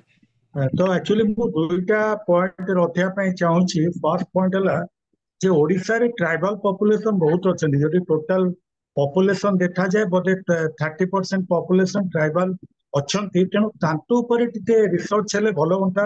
ଆମର ମୁଁ ଯାହା ଜାଣିପାରୁଛି ବହୁତ ବିଦ୍ୱାନ ବ୍ୟକ୍ତି ମାନେ ଅଛନ୍ତି, ସ୍କଲାର ମାନେ ଅଛନ୍ତି, ସେମାନେ ରିସର୍ଚ୍ଚ ଅଛି, ପବ୍ଲିକେସନ ତାଙ୍କର ବାହାରୁଛି ହିଷ୍ଟ୍ରିରେ। ତେଣୁ ଯଦି ଟ୍ରାଇବାଲ ପପୁଲେସନ ଉପରେ ଯଦି ରିସର୍ଚ୍ଚ ହୁଅନ୍ତା, ଆଉ ଆମେ କିଛି ଗୋଟେ କ୍ୟୁରିଓସିଟି ମାଇଣ୍ଡରେ ଆମେ ଯେମିତି ଶୁଣିବା ପାଇଁ ଚାହୁଁଛୁ, ଆମର ବି ଟିକେ ଜ୍ଞାନ ହୁଅନ୍ତା। କାହିଁକି ଯେତେ ଦୂର ମୋର ନଲେଜ ଅଛି ସେମାନେ ଫାଷ୍ଟ ଆସୁଛନ୍ତି, ଯୋଉ ଟ୍ରାଇବାଲ ପିପୁଲ ସେମାନେ ଫାଷ୍ଟ ଆସୁଛନ୍ତି, ତାପରେ ଦ୍ରାବିଡ ମାନେ ଆସୁଛନ୍ତି, ତାପରେ ଆର୍ଯ୍ୟ, ଏମିତି କ୍ରୋନିକାଲି ଯାଇଛି। ତେଣୁ ତା ଉପରେ ରିସର୍ଚ୍ଚ ହେଲେ ଭଲ ହୁଅନ୍ତା। ଆଉ ସେକେଣ୍ଡ ପଏଣ୍ଟଟା ମୁଁ ଚାହୁଁଛି ଯେ ଆମେ ସମସ୍ତେ ପ୍ରାୟ ଅନଲାଇନରେ କନେକ୍ଟେଡ ହେଇଛୁ, ତ ଏଇଟା ସୁନୀଲ ବାବୁଙ୍କୁ ପର୍ସନାଲି ରିକ୍ୱେଷ୍ଟ ଯେ ଯଦି ଆମେ ଗୋଟେ କୋଉଠି ଆନୁଆଲ ଫଙ୍କସନ ଟାଇପର ଆମେ କରନ୍ତୁ, ମାନେ ଭୁବନେଶ୍ୱର ହେଲା, ସୁନାବେଡା ହେଲା, ରାଉରକେଲା ହେଲା, କୋଉ ଜାଗାରେ ଆମେ ଗୋଟେ ଆସେମ୍ବଲ ହୁଅନ୍ତୁ, ଆଉ ଆମେ ଗୋଟେ ସେମିନାରଟା ଫିଜିକାଲ ମୋଡରେ କରନ୍ତୁ, ଯୋଉଠି ପରସ୍ପରକୁ ଆମେ ଦେଖିବାର ସୁଯୋଗ ପାଆନ୍ତୁ ଏବଂ ଗୋଟେ ଟ୍ରାଡିସନାଲ ମିଟିଂ ସେମିନାର ଟାଇପର ଆମେ କଣ୍ଡକ୍ଟ କରିପାରନ୍ତେ, ଆଇଦର ଭୁବନେଶ୍ୱର, ସୁନାବେଡା, ରାଉରକେଲା କିମ୍ବା କୌଣସି ସହରରେ ଯୋଉଠି ସମସ୍ତ ମେମ୍ବର ମାନେ ଯିବେ, ଆମେ ଗୋଟେ ସ୍ପିକରକୁ ଇନଭାଇଟ କରିବା। ଆଉ ଯେମିତି ଗୋଟେ ରେଗୁଲାର ସେମିନାର ହୁଏ ଫିଜିକାଲ ମୋଡରେ, ସେମିତି ହେଲେ ଭଲ ହୁଅନ୍ତା।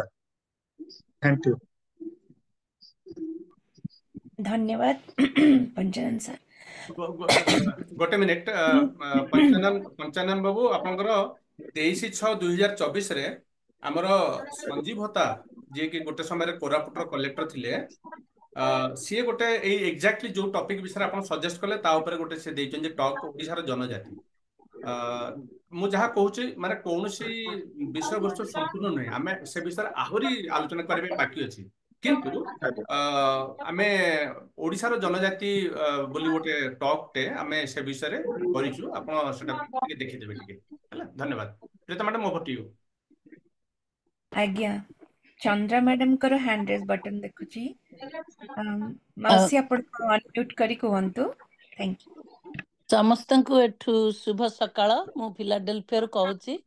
ମୋର କୌଣସି ସେଭଳି ମତାମତ ନାହିଁ, ମୁଁ ଖାଲି କମେଣ୍ଟ ଦବା ପାଇଁ ଚାହୁଁଛି କି ମୁଁ ବହୁତ ଖୁସି ଯେ ମତେ ତୁମେମାନେ ସବୁ ଡାକିକିରି ମାନେ ସବୁବେଳେ ଲିଙ୍କ ପଠଉଛ। ଅବଶ୍ୟ ମୋର ପୁତୁରା ଶୁଭେନ୍ଦ୍ର ସିଏ ପ୍ରଥମେ ପଠେଇଥିଲା, ତାପରେ ମୁଁ କଣ୍ଟିନ୍ୟୁ କରୁଛି। ବେଳେ ବେଳେ ମୁଁ ଅନ୍ୟ ସଂସ୍ଥାରେ ଏଠି ଜଡ଼ିତ ଅଛି, ତେଣୁ ଦିଟା ଯାକ ଏକା ସମୟରେ ହବା ଯୋଗୁଁ ବସି ପାରୁନି। କିନ୍ତୁ ସବୁଠୁ ଭଲ କଥା ହଉଛି ଆମର ଏଠି ୟୁଟ୍ୟୁବ ବି ଅଛି, ତେଣୁ ସବୁବେଳେ ସୁନୀଲ ବାବୁ ମୋ ପାଖକୁ ପଠେଇ ଦିଅନ୍ତି, ଆଉ ମୁଁ ଖୁସିରେ ତାକୁ ଦେଖୁଛି। ମୁଁ 55 ବର୍ଷ ହେଲା ଓଡ଼ିଶାରୁ ବାହାରେ ରହିଛି, ତେଣୁ ମୁଁ ବେଶୀ ବହୁତ କଥା ଜାଣି ପାରିନଥିଲି। ଆଉ ମୁଁ କେବଳ ଗୋଟିଏ ବର୍ଷ କଲେଜରେ ପଢ଼ି ବାହା ହେଇଥିଲି, ତେଣୁ ମୋର ସବୁ ପାଠ ପଢ଼ା ବି ବାହାରେ ହେଇଛି। ତେଣୁ ଏଇ ଯୋଉ ଓଡ଼ିଆର ଏଇ ଯୋଉ ସବୁ ନୂଆ ନୂଆ କଥା ସେ ସବୁ ଦେଖିକିରି ମୁଁ ବହୁତ ଖୁସି, ଆଉ ବହୁତ କଥା ଶିଖୁଛି। ମୁଁ ଜଣେ ରିଟାୟାର୍ଡ ସାଇଣ୍ଟିଷ୍ଟ, ଆଉ ତାପରେ ମୁଁ ବର୍ତ୍ତମାନ ଶିଖୁଛି ମୋ ଓଡ଼ିଶା ବିଷୟରେ। ତେଣୁ ବହୁତ ବହୁତ ଧନ୍ୟବାଦ। ଆଉ ୟୁଟ୍ୟୁବଟା କରିକିରି ସେଇଟା ବହୁତ ଭଲ କରିଛନ୍ତି, କାରଣ ଅନ୍ୟରେ ବହୁତ ମୁଁ ବସୁଛି କିନ୍ତୁ ତାଙ୍କର ରେକର୍ଡିଂ ନାହିଁ, ତେଣୁ ଯେତେବେଳେ ବସି ପାରୁନି ସେତେବେଳେ ମୁଁ ମିସ୍ କରୁଛି। ଆଉ ସେଇ କଥା କହିବା ପାଇଁ ମୁଁ ଖାଲି ଫୋନ କରିଛି। ଆଉ ଧନ୍ୟବାଦ। ଆଉ ପ୍ରୀତା ତ ଆମର ନିଜର ଏଇ ଫିଲାଡେଲଫିଆର, ସିଏ ବି ସବର୍ବର ଆଉ ମୁଁ ବି ସବର୍ବର। ତେଣୁ ତେଣୁ ଭଲ ଆମର ଏ ପାଖରେ ଅଛି। ଆଣ୍ଡ ଯେତେବେଳେ ଇଚ୍ଛା, ସି ଇଜ୍ ଭେରି ହେଲ୍ପଫୁଲ। ପ୍ରଥମେ ପ୍ରଥମେ ମୁଁ ଜାଣିନଥିଲି, କିନ୍ତୁ ବହୁତ ଧନ୍ୟବାଦ ଯାହା ମୋ ପୁତ୍ର ମତେ ଏଥିରେ ଯୋଡେଇ ଦେଲା। ମୁଁ ଟିକେ ସାହିତ୍ୟ କ୍ଷେତ୍ରରେ ଯୋଡି ହେଇଛି, କାରଣ ମୁଁ ଟିକେ ଲେଖା ଲେଖି କରେ, କିନ୍ତୁ ଏଇଟା ଗୋଟେ ନୂଆ ପ୍ରକାର। ଆଉ ମୁଁ ବହୁତ ଖୁସି, ବହୁତ ବହୁତ ଖୁସି, କାହିଁକି ନା ବହୁତ ଜିନିଷ ମୁଁ ଜାଣିନଥିଲି। ସେତେବେଳେ ଏସବୁ ନଥିଲା, ଟିଭି ନଥିଲା, ଇଏ ନଥିଲା। ମୁଁ 3ଟି ପିଲା ସହିତ ପାଠ ପଢିଲି, ସାଇନ୍ସ ପଢିଲି, ତେଣୁ ମତେ ସମୟ ବି ନଥିଲା। ତେଣୁ ଏଇଟା ମତେ ଏମିତି ଗୋଟେ ବୁନ୍ ଭଳିଆ ମିଳିଗଲା, ଭଗବାନ ଦେଇଦେଲେ। ମୁଁ ବସିକିରି ଘରେ ମୋର ରିଟାୟାର୍ଡ ବୟସରେ ସବୁ ଶିଖି ପାରୁଛି, ସେଥିପାଇଁ ବହୁତ ଧନ୍ୟବାଦ। ଆଉ ଯାହା ସମସ୍ତେ କହିଲେ, ଆଉ ଟିକେ ଯଦି ଆମେ କୋନ ମତେ ଆକୁ ଆଗକୁ ବଢେଇ ପାରିବା, ସେଇଟା ବି ଭଲ ହବ। ସେତିକି କହି ମୁଁ ମୋର ବକ୍ତବ୍ୟ ବନ୍ଦ କରୁଛି। ଧନ୍ୟବାଦ। ଅଶେଷ ଧନ୍ୟବାଦ ମାଉସୀ ଆପଣଙ୍କୁ। ଆପଣ ବି ବହୁତ ଥର ଜଏନ୍ କରନ୍ତି, ଶୁଣନ୍ତି। ଆଉ ମାଉସୀ ଯେମିତି କହିଲେ ଚନ୍ଦ୍ର ମ୍ୟାଡାମ କି ୟୁଟ୍ୟୁବ ଯୋଗୁଁ ବି ସେ ଦେଖିପାରୁଛନ୍ତି। ଆମର ପ୍ରତ୍ୟେକ ସଦସ୍ୟଙ୍କୁ ଅନୁରୋଧ, ମାନେ ଆନ୍ତରିକ ଅନୁରୋଧ କି ଦୟାକରି ଯେତେବେଳେ ସୁନୀଲ ଭାଇ ସାଙ୍ଗେ ସାଙ୍ଗେ ଏଟାକୁ ଅପଲୋଡ କରିଦିଅନ୍ତି, ଯୋଉଦିନ ହୁଏ ଟକ୍ଟା ସେ କିଛି ଘଣ୍ଟା ମଧ୍ୟରେ ଅପଲୋଡ କରିଦିଅନ୍ତି। ମାନେ ବହୁତ ପରିଶ୍ରମର କାମ, ଆଣ୍ଡ ସେ ବହୁତ ଜଲ୍ଦି ବି କରନ୍ତି, କାହିଁକି ନା ସେ ସମସ୍ତଙ୍କ ପାଖକୁ ଏଟା ପହଞ୍ଚିବାକୁ ଚାହାନ୍ତି। ତେଣୁ ଆପଣ ସମସ୍ତଙ୍କୁ ମାନେ ଆମର ଆନ୍ତରିକ ଅନୁରୋଧ, ଦୟାକରି ଆଟଲିଷ୍ଟ ଥରେ ଥରେ ଯେତେବେଳେ ଆପଣଙ୍କର ସୁବିଧା ହେଉଛି, ଯେତିକି ଟକ୍ ହେଇସାରିଲାଣି, ପ୍ରେଜେଣ୍ଟେସନ ହେଇସାରିଲାଣି, ଥରେ ଥରେ ନିଜେ ଦେଖନ୍ତୁ, ଶୁଣନ୍ତୁ। ଆଉ ସେଇଭଳିଆ ଲାଇକ୍ ମାଇଣ୍ଡେଡ୍ ଯଦି କି ଆପଣଙ୍କର ଫ୍ୟାମିଲି ଆଉ ଫ୍ରେଣ୍ଡସ୍ ଅଛନ୍ତି, ତାଙ୍କ ପାଖକୁ ବି ସେୟାର କରନ୍ତୁ, ସେମାନେ ବି ଦେଖିବେ, ଶୁଣିବେ। କାହିଁକି ନା ଏ ବହୁତ ଇଏ ବି ଗୋଟେ ପ୍ରକାର ଲାଇବ୍ରେରୀ କହିପାରିବେ। ଆମର ପ୍ରଚେଷ୍ଟା ହେଲା, ଆମେ ମାନେ ଏଇଟା ଅଡ଼ିଓ ଭିଜୁଆଲ ୱେରେ କ୍ୟୁରେସନ୍ କରୁଛୁ, ଯେମିତି ଆର୍କାଇଭ୍ରେ କି ଲାଇବ୍ରେରୀରେ ବହି କ୍ୟୁରେଟେଡ୍ ହେଇକି ଥାଏ, ଏଇଟା ଅଡ଼ିଓ ଭିଜୁଆଲ ୱେରେ କ୍ୟୁରେଟେଡ୍ ହେଉଛି। ତେଣୁ ଦୟାକରି ଦେଖନ୍ତୁ, ମତାମତ ଦିଅନ୍ତୁ। ଆଉ ବହୁତ ଧନ୍ୟବାଦ ଆଗେନ୍ ଚନ୍ଦ୍ର ମାଉସୀ। ମୁଁ ଡକ୍ଟର ଆର୍.କେ. ବିଶ୍ୱାଳ ସାର୍ଙ୍କର ହ୍ୟାଣ୍ଡ ରେଜ୍ ଦେଖୁଛି। ସାର୍ ଆପଣ ଦୟାକରି ଅନମ୍ୟୁଟ୍ କରି କୁହନ୍ତୁ। ସମସ୍ତଙ୍କୁ ନମସ୍କାର। ଶୁଣି ପାରୁଛନ୍ତି? ଆଜ୍ଞା ଆଜ୍ଞା। ହଁ ଶୁଭୁଛି। ମୁଁ ଏବେ ଟିକେ ଲେଟରେ ଆସିଲି। କଣ କିଛି ତ ଟପିକ ନଥିଲା, କିନ୍ତୁ ଯାହା ଶୁଣିଲି ସମସ୍ତଙ୍କ ଠାରୁ, ଆମେ ବର୍ତ୍ତମାନ କିଛି କିଛି ମତାମତ ସମସ୍ତେ ଦଉଛନ୍ତି କେମିତି କଳିଙ୍ଗ ଇତିହାସକୁ ଆମେ ଆଗକୁ ବଢେଇବା। ଅନେକ ଭଲ ଭଲ ପ୍ରସ୍ତାବ ଆସିଛି, ଆଉ ତା ଭିତରେ ମୁଁ ଗୋଟେ ଦୁଇଟା କଥା କହିବା ପାଇଁ ଚାହୁଁଛି। ଆମର ଯେତେବେଳେ ମୁଁ ଛୋଟ ଥିଲି, ସେତେବେଳେ ଆମେ ସବୁ ଜନମାମୁ, ବାରମଜା ଆଉ ଶିଶୁ ଲେଖା ଏସବୁ ବହି ପଢିକି ବଡ ହେଇଛୁ।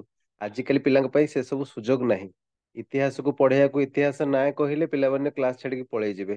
ତେଣୁ ଆମେ ଯଦି ଗପ ବହି କରିକି, ଛୋଟ ଛୋଟ ଚଟି ବହି କରିକି ଆମେ ମାର୍କେଟକୁ ଆଣିପାରିବା, ମୁଁ ଭାବୁଛି ସେଇଟା ଗୋଟେ ଭଲ ଅବଦାନ ରହିବ ଆମର ଇତିହାସ ବିଷୟରେ ଜାଣିବା ପାଇଁ ପିଲାମାନଙ୍କୁ। କିଛି ନହେଲେ ଓଡ଼ିଶାର ଇତିହାସ ପିଲା ଜାଣନ୍ତୁ ଛୋଟ ଛୋଟ ଗପ ମାଧ୍ୟମରେ। ଆଉ ଆଜିକାଲି ପିଲାମାନେ ଯେତେବେଳେ ଆସୁଛନ୍ତି କଣ ଗୋଟେ ଗପଟେ ଶୁଣିବାକୁ, ସେ ତାଙ୍କ ପାଖରେ ନାହିଁ କିଛି ଆମ ନିଜ ବିଷୟରେ କହିବା ପାଇଁ। କାହିଁକି ନା ସେଇଟା ନିଜ ବିଷୟରେ କହିଲେ କଣ ହବ, ସେ ପିଲାଟା ଦେଖିପାରୁଛି। କଟକ ବିଷୟରେ ମୁଁ କହିଲି କଟକ ତାକୁ ନେଇପାରିବି, ଭୁବନେଶ୍ୱର ତାକୁ ନେଇପାରିବ, ଗୋଟେ ପିଲା ସେଠି ଦେଖିପାରିବ। ତାହେଲେ କଣ ହବ, ସିଏ ସେଟାକୁ ମନେ ରଖିପାରିବ ଲମ୍ବା ସମୟ ପର୍ଯ୍ୟନ୍ତ। ଆମେ ଯେତେବେଳେ ଔରଙ୍ଗଜେବ କଥା କହୁଛୁ ନା ତାଙ୍କୁ ଆମେ ଦେଖିଛୁ ନା ତାଙ୍କୁ ଇଏ କରିଛୁ, ସେ ଆମେ ରିଲେଟ କରିପାରୁନୁ। ତ ସେ ରିଲେଟେବିଲିଟି ଜିନିଷଟା ଟିକେ ଭଲ ହବ ଯଦି ଆମେ ଛୋଟ ଛୋଟ ଗପ ମାଧ୍ୟମରେ ତାକୁ ଆଣିପାରିବା। ଇଏ ହେଲା ଗୋଟେ କଥା। ଆଉ ଗୋଟେ ହେଲା ଆମେ ଆମର ୟୁଟ୍ୟୁବ ଚ୍ୟାନେଲ ତ ଅଛି, ଆମେ ଯଦି ୱେବସାଇଟ ବର୍ତ୍ତମାନ ଗୋଟେ ଆରମ୍ଭ କରିବା ତାହେଲେ ସେଥିରେ ଅନେକ ଡେଟା ଆମେ ରଖିପାରିବା। କୌଣସି ରେଫରେନ୍ସ ପଏଣ୍ଟ ପାଇଁ ଆମେ କାହାକୁ ସେଟା ସଜେଷ୍ଟ କରିପାରିବା। ଆପଣ ଯଦି ଦେଖିବା ପାଇଁ ଚାହୁଁଛନ୍ତି କଣ କଳିଙ୍ଗ ବିଷୟରେ, ଆପଣ ଏଇ ୱେବସାଇଟରେ ଯାଆନ୍ତୁ, ଦେଖନ୍ତୁ, ଆପଣଙ୍କର ଯାହା ଦରକାର ସେଇଠୁ ଆପଣ ପାଇପାରିବେ। ଆଉ ଫିଜିକାଲ ମୋଡରେ ସେମିନାର କଥା, ଆଉ ଗୋଟେ ହେଲା ଆପଣଙ୍କର ରିସର୍ଚ୍ଚ ପାଇଁ ICCR ICSSR ବର୍ତ୍ତମାନ ସେମାନେ ଗ୍ରାଣ୍ଟସ୍ ଦଉଛନ୍ତି ହିଷ୍ଟ୍ରି ଆଉ ଏ ପାଇଁ। ତେଣୁ ସୁନୀଲ ସାର୍ ଯେତେବେଳେ ୟାକୁ ରେଜିଷ୍ଟର କରିବେ ଆମେ ଡେଫିନେଟଲି ସେଇଟା ପାଇଁ ଆପ୍ଲାଏ କରିବା। ଆଉ ଜନଜାତି ବିଷୟରେ ମଧ୍ୟ ଯୋଉଟା ସାର୍ କହିଲେ, ଆମେ ସୁନ୍ଦରଗଡ଼ରେ 50% ଅଛନ୍ତି ଟ୍ରାଇବାଲ। ବର୍ତ୍ତମାନ ଆମେ ଗୋଟେ ମୋର ନିଜର ଗୋଟେ ପ୍ରୋଜେକ୍ଟ ଅଛି ଯୋଉଥିରେ PVTG ମାନଙ୍କ ଉପରେ କରିବା ପାଇଁ ମତେ ସଜେଷ୍ଟ କରିଛି ICSSR କେବଳ ସୁନ୍ଦରଗଡ଼ ଜିଲ୍ଲାରେ। ଆମେ ପୁଣି ବର୍ତ୍ତମାନ ଆଉ ଗୋଟେ ପ୍ରୋଜେକ୍ଟ ପାଇଁ ଆପ୍ଲାଏ କରୁଛୁ ଯୋଉଥିରେ ଆମେ PVTG ମାନଙ୍କର ଗୋଟେ ଏଣ୍ଟାୟାର ପ୍ରୋଫାଇଲିଂ କରିବୁ, କମ୍ପ୍ରେହେନ୍ସିଭ୍ ପ୍ରୋଫାଇଲିଂ କରିବୁ। ତ ଏଇ ପ୍ରକାରର ଗବେଷଣା ଆମେ କଳିଙ୍ଗ ଇତିହାସ ସହିତ ଯୋଡି ହୋଇ ମଧ୍ୟ କରିପାରିବୁ।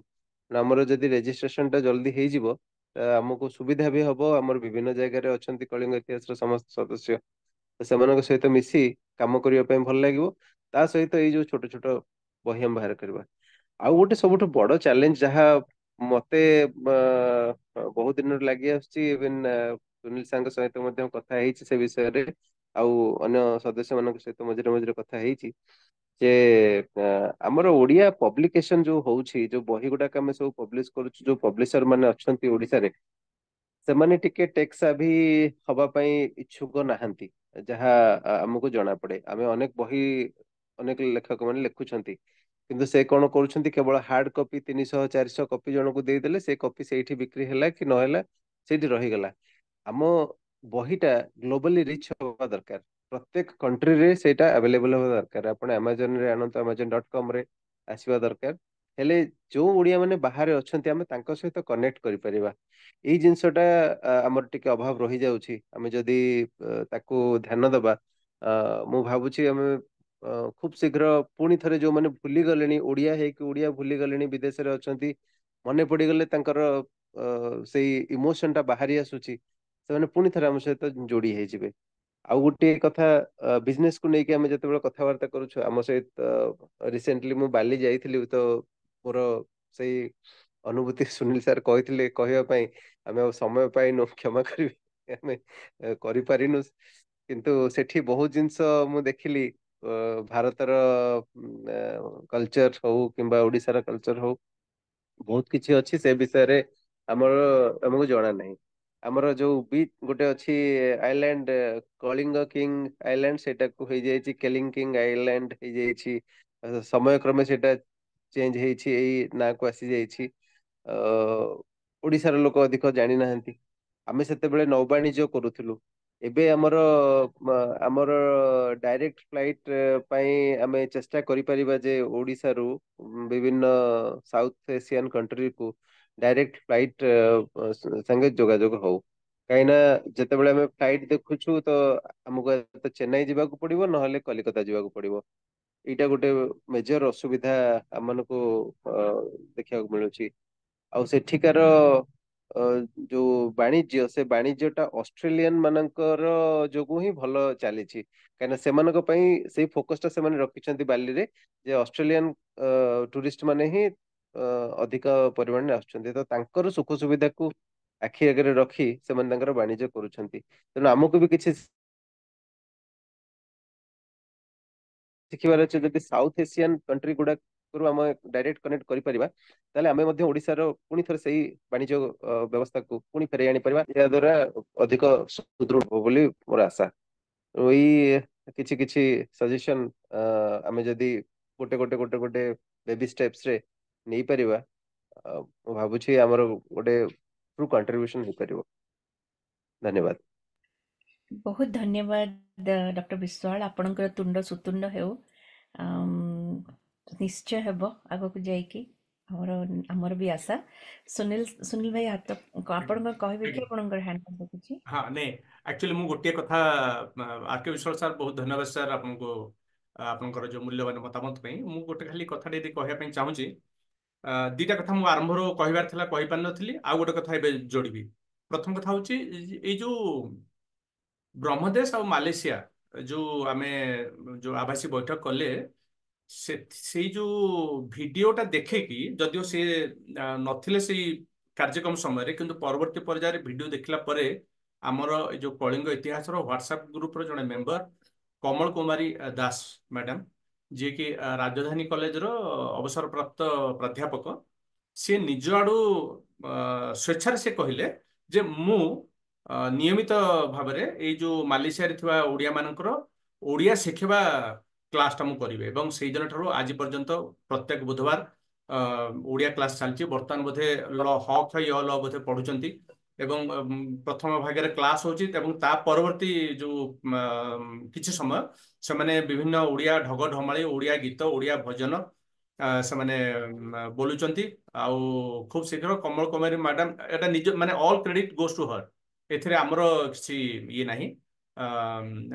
ସିଏ ବି ନିଷ୍ପତ୍ତି ନେଇଛନ୍ତି ଯେ ସେ ମାଲେସିଆ ଯିବେ ନିଜ ଖର୍ଚ୍ଚରେ, ଏବଂ ସେଠି ରହିବେ, ମାନେ 15 ଦିନରୁ ମାସେ ରହିବେ, ସୋ ଦ୍ୟାଟ୍ ସେଇ ଲୋକମାନଙ୍କ ସାଙ୍ଗରେ ତାଙ୍କର ଆଉ ଟିକେ ସମ୍ପର୍କ ବଢିବ ଏବଂ ଓଡ଼ିଆ ଶିଖିବା ପାଇଁ ଆଉ ତାଙ୍କୁ ଟିକେ ସରଳ ହବ। ତେଣୁ ଆଜିର ଏଇ ପ୍ରୋଗ୍ରାମରେ ଆମେ ନିଶ୍ଚିତ ଭାବରେ କୃତଜ୍ଞତା ଜଣାଇବା କମଳ କୁମାରୀ ଦାସ ମହୋଦୟଙ୍କୁ ତାଙ୍କର ଏଇ ଯୋଉ ମହତ୍ କାମରେ। ଯଦିଓ ଆମ ଯୋଗୁ ଆରମ୍ଭ ହେଲା, କିନ୍ତୁ ସବୁତକ ଶ୍ରେୟ ତାଙ୍କର। ନମ୍ବର 1। ନମ୍ବର 2, ଆରମ୍ଭରୁ ମୁଁ ଗୋଟେ କଥା କହିବା ପାଇଁ ଭୁଲିଗଲି। କଳିଙ୍ଗ ଇତିହାସରେ ଆଜି ପର୍ଯ୍ୟନ୍ତ ଯେତେ ଟକ୍ ହେଇଛି, ଆମେ ସବୁ ବକ୍ତାଙ୍କ ପାଖରେ ଆମେ କୃତଜ୍ଞ। ଆଉ ବାସ୍ Preeta madam, over to you. ଆପଣ ତିନୋଟି ଜିନିଷ କହିଥାନ୍ତେ ସୁନିଲ ଭାଇ, ଦୁଇଟା ହେଲା, ଆଉ ଗୋଟେ କିଛି ଭୁଲିଗଲେ କି? ନାଇଁ ଭୁଲିନି, ସେ ପୁଣି ଆଉଥରେ ବାହାରିବ। ଆଚ୍ଛା କାଲି ହଉ, ମୁଁ ଆଗକୁ ଠିକ ଚାଲୁ। ଅଛି। ଆମେ ଆଜି ଶୁଣିବା ବେଶୀ, କହିବା କମ୍। ଆଜ୍ଞା ଆଜ୍ଞା, ହଉ, ବହୁତ ଧନ୍ୟବାଦ।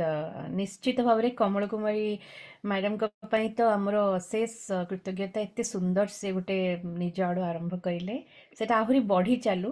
ପ୍ରତ୍ୟେକ ଜାଗାରେ ଯଦି ଲୋକମାନେ ଏମିତି ନିଜ ନିଜ ଆଡୁ କରିବେ, ଯେମିତି ମାନେ କମ୍ୟୁନିଟିର ଡେଭଲପମେଣ୍ଟ, ହୋଲ୍ ନେସନର ଡେଭଲପମେଣ୍ଟ ହୁଏ, ହୋଲ୍ ୱାର୍ଲଡର ହୁଏ, ସେମିତି ହେଇପାରିବ। ମୁଁ ଆଉ କାହାର କିଛି ଯଦି ବକ୍ତବ୍ୟ ରଖିବାର ଅଛି, ଦୟାକରି ହ୍ୟାଣ୍ଡ ରେଜ୍ କରନ୍ତୁ, ନହେଲେ ସୌମ୍ୟ ଭିଡିଓ ଅନ୍ ସୌମ୍ୟ କରନ୍ତୁ। ସୌମ୍ୟଙ୍କର, ହଁ, ସୌମ୍ୟ ଏବେ ଫାଇନାଲି ଆସିକି ପୁଣି ଜଏନ୍ ହେଲେ। ସୌମ୍ୟଙ୍କର ନେଟୱାର୍କ ପ୍ରୋବ୍ଲେମ୍। ସୌମ୍ୟ କୁହ।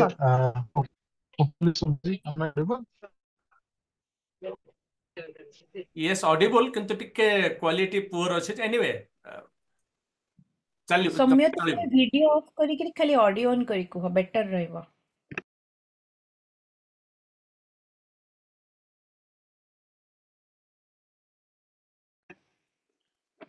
ସୌମ୍ୟ ଏବେ କୁହ। I can C your audio on, but ଶୁଭୁନି କିଛି।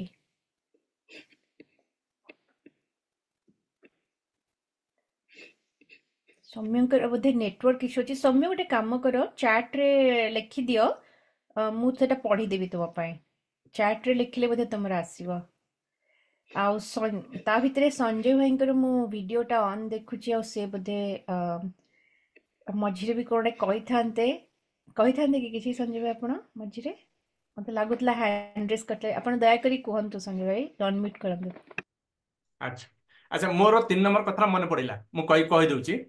3 ନମ୍ବର କଥା ହେଲା ଯେ ମାନେ ଆମେ ବହୁତ ଖୁସି ଯେ ମାନେ ଆଜି ଯୋଉ ମାନେ ସବୁ କହିଲେ କଳିଙ୍ଗ ଇତିହାସ ପାଇଁ କିଛି କରିବାର ଅଛି।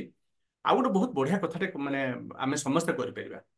ଏଇ ଯୋଉ କଳିଙ୍ଗ ଇତିହାସର କାର୍ଯ୍ୟକ୍ରମରେ ଯୋଗ ଦେଇଥିବା ଅନେକ ଲୋକ ସ୍ୱତଃ ପ୍ରବୃତ୍ତ ଭାବରେ ସେମାନେ ଗୋଟେ ଗୋଟେ ଦାୟିତ୍ୱ ନେଇଛନ୍ତି। ଆମେ ତାଙ୍କୁ ରିକ୍ୱେଷ୍ଟ କରୁନୁ, ସେମାନେ ସ୍ୱେଚ୍ଛାରେ ସେଥିରୁ ଜଣେ ହେଲେ Dhananjay Bhanja sir.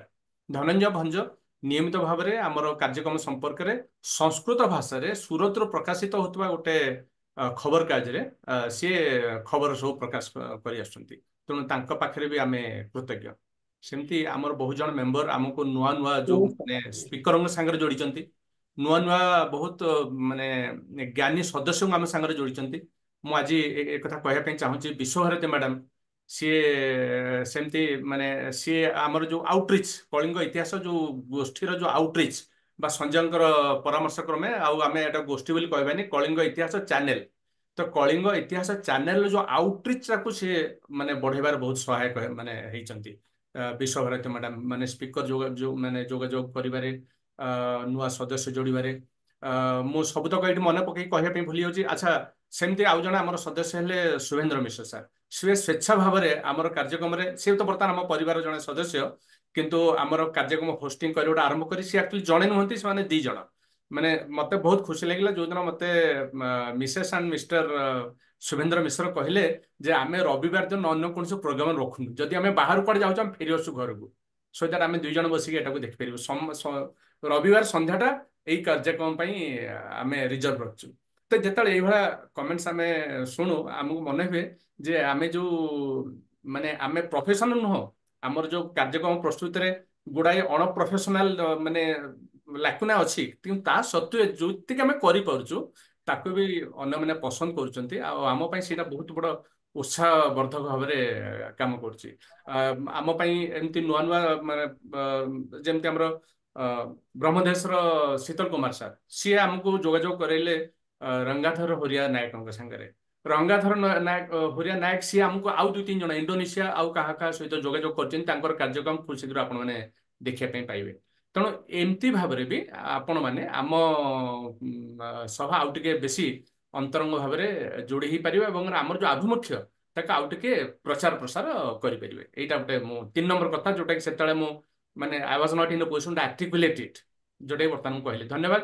Again back to you Preeta Raut madam. ଆଜ୍ଞା ଆଜ୍ଞା, ବହୁତ ଧନ୍ୟବାଦ ସାର୍। ଏଇଗୁଡାକ ବହୁତ ଏଇ କଥା ଗୁଡାକ ମାନେ ଅତ୍ୟନ୍ତ ଗୁରୁତ୍ୱପୂର୍ଣ୍ଣ। ଏଇଟା ଆପଣ ଯାହା ହଉ ମନେ ପକେଇ ଆଡ୍ କରିଦେଲେ। ତା ଭିତରେ ମୁଁ ଆଉ ଥରେ ଜଷ୍ଟ ଆପଣମାନଙ୍କ ଭିତରୁ ଆଉ ଟିକେ କିଛି କହିବାକୁ ଚାହୁଁଛନ୍ତି, ଦୟାକରି ନିଜର ଭିଡ଼ିଓ ଅନ୍ କରିଦିଅନ୍ତୁ। ଆମେ ମାନେ ଆପଣଙ୍କୁ କହିବୁ ଅନମ୍ୟୁଟ୍ କରିବାକୁ। ଯଦି ନ କରିପାରୁଛନ୍ତି ଚାଟ୍ ବକ୍ସରେ ବି ଲେଖିଦେଇପାରିବେ। ଆଉ ତା ଭିତରେ କଲା ଭିତରେ ମୁଁ ଆଟଲିଷ୍ଟ ଆଉ ଗୋଟେ ଜିନିଷ ପୁଣି ଆଡ୍ କରିବାକୁ ଚାହିଁବି। ଏଇ କଥା ଗୁଡ଼ିକ କେବଳ ଆମେ ଯେମିତି ଗୋଟେ ବହି ଛପା ହେଇଯାଇ ଯଦି ଗୋଟେ ଲାଇବ୍ରେରୀରେ ଖାଲି ରହିଲା ଆଉ କେହି ନ ପଢ଼ିଲେ, ତାହେଲେ ସେ ଜ୍ଞାନଟା ବି ପହଞ୍ଚିବନି ଲୋକଙ୍କ ପାଖରେ। ସେମିତି ମାନେ ବହି ଲେଖିଦେଲେ ଛାପିଦେଲେ ଆମର ମାନେ କର୍ତ୍ତବ୍ୟଟା ସେଇଠି ସରିଯାଏନି। ସେମିତି ବର୍ତ୍ତମାନ ଏଇ ଚ୍ୟାନେଲର ଯେଉଁ ମେନ୍ ଆଭିମୁଖ୍ୟ ଦେଖନ୍ତୁ, ଏଥିରେ like, share, subscribe, view, popular, YouTube silver button, ଏଗୁଡ଼ା ହେଲା ସବୁ ମାନେ ସେକେଣ୍ଡାରୀ କାମ, ଯେଉଁଥିରେ କି ମନିଟାଇଜ୍ କରିବା, ଏଗୁଡ଼ା ସବୁ କିଛି ନାହିଁ। ମେନ୍ ଆଭିମୁଖ୍ୟ ଏଇ ଚ୍ୟାନେଲର ମୁଁ ଯାହା ଯେତିକି ବୁଝିଛି ଆଜି ପର୍ଯ୍ୟନ୍ତ ହେଲା, ଏଟାକୁ ଅଡ଼ିଓ ଭିଜୁଆଲ୍ କ୍ୟୁରେସନ୍ ହବ, ଏଇଟା ଗୋଟେ ଲାଇବ୍ରେରୀ ଭଳିଆ ହବ। କୌଣସି ରିସର୍ଚ୍ଚର ହୁଅନ୍ତୁ, ଆମେଚ୍ୟୁର ହିଷ୍ଟୋରିଆନ୍ସ କି ହେରିଟେଜ୍ ଏନ୍ଥୁଜିଆଷ୍ଟ ଯିଏ ବି ହୁଅନ୍ତୁ, ତାଙ୍କ ପାଇଁ ଗୋଟେ ଅଡ଼ିଓ ଭିଜୁଆଲ୍ ମାଧ୍ୟମରେ ଏଇଟା ଗୋଟେ କ୍ୟୁରେସନ୍। ମାନେ ସବୁବେଳେ ଆମେ ପଢ଼ିପାରୁନେ, ବେଳେବେଳେ ଘରର ଅଲଗା କାମ କଲା ଭିତରେ ବି ଆମେ ଅନ୍ କରିଦେଇ ପଡ଼କାଷ୍ଟଟେ ଶୁଣିପାରିବା, କି ଗାଡ଼ି ଚଲେଇଲା ବେଳେ ଆଜିକାଲି ବି ଆମେ ମାନେ ଗୀତ ଶୁଣିବା ଛଡ଼ା ପଡ଼କାଷ୍ଟ ଶୁଣୁଛେ, ସେଇଭଳି ଶୁଣିପାରିବା। ତେଣୁ again I would like humbly request everyone, ଦୟାକରି ଏଥିରେ ବହୁତ ଗୁଡ଼େ ବହୁତ ମୂଲ୍ୟବାନ, ବହୁତ ଦୁର୍ମୂଲ୍ୟ ମାନେ ସମ୍ପଦ ସବୁ କଲେକ୍ସନ୍ ହେଲାଣି। ଦୟାକରି ଶୁଣନ୍ତୁ। ଆଉ ଆପଣମାନେ ବୋଧହୁଏ ଶୁଣିଥିବେ, ଯଦି କିଏ ନ ଶୁଣିଛନ୍ତି ଆଉ କାହାର କେଉଁଟା ମିସ୍ ହେଇଯାଉଛି, ଟିକେ nudge each other to let all this beautiful content reach more and more people. ଆଉ ତା ଛଡ଼ା ସୁନୀଲ ଭାଇଙ୍କର କଥାରେ ମୁଁ ଆଉ ଗୋଟେ ଜିନିଷ ଆଡ଼୍ କରିବି। ଯଦିଓ ଆମର ନାଁଟି କଳିଙ୍ଗ ଇତିହାସ ଚ୍ୟାନେଲ କି କଳିଙ୍ଗ ହିଷ୍ଟ୍ରି ଚ୍ୟାନେଲ, କିନ୍ତୁ ଆପଣମାନେ ଦେଖୁଥିବେ ମଝିରେ ମଝିରେ ୟା ଭିତରେ କିଛି ଜଣ ବକ୍ତା ମାନେ ହିଷ୍ଟ୍ରିର ସଙ୍ଗେ ସମ୍ପୃକ୍ତ ନୁହେଁ, କିନ୍ତୁ ଅଲଗା ଅଲଗା ଟପିକ୍ ରିଲେଟେଡ୍ ବି ଆମର ଓଡ଼ିଆ ମାନେ ଫ୍ରେଣ୍ଡସ୍ ଅଫ୍ ଓଡ଼ିଶା ଏମିତି ବି ଆମେ ବକ୍ତାମାନଙ୍କୁ ଆଣୁଛୁ। ଯାହାର କି କିଛି ଜଣଙ୍କର ହିଷ୍ଟ୍ରି ସାଙ୍ଗରେ ଆଖପାଖରେ ବି କୌଣସି ମାନେ ସମ୍ପର୍କ ନାହିଁ।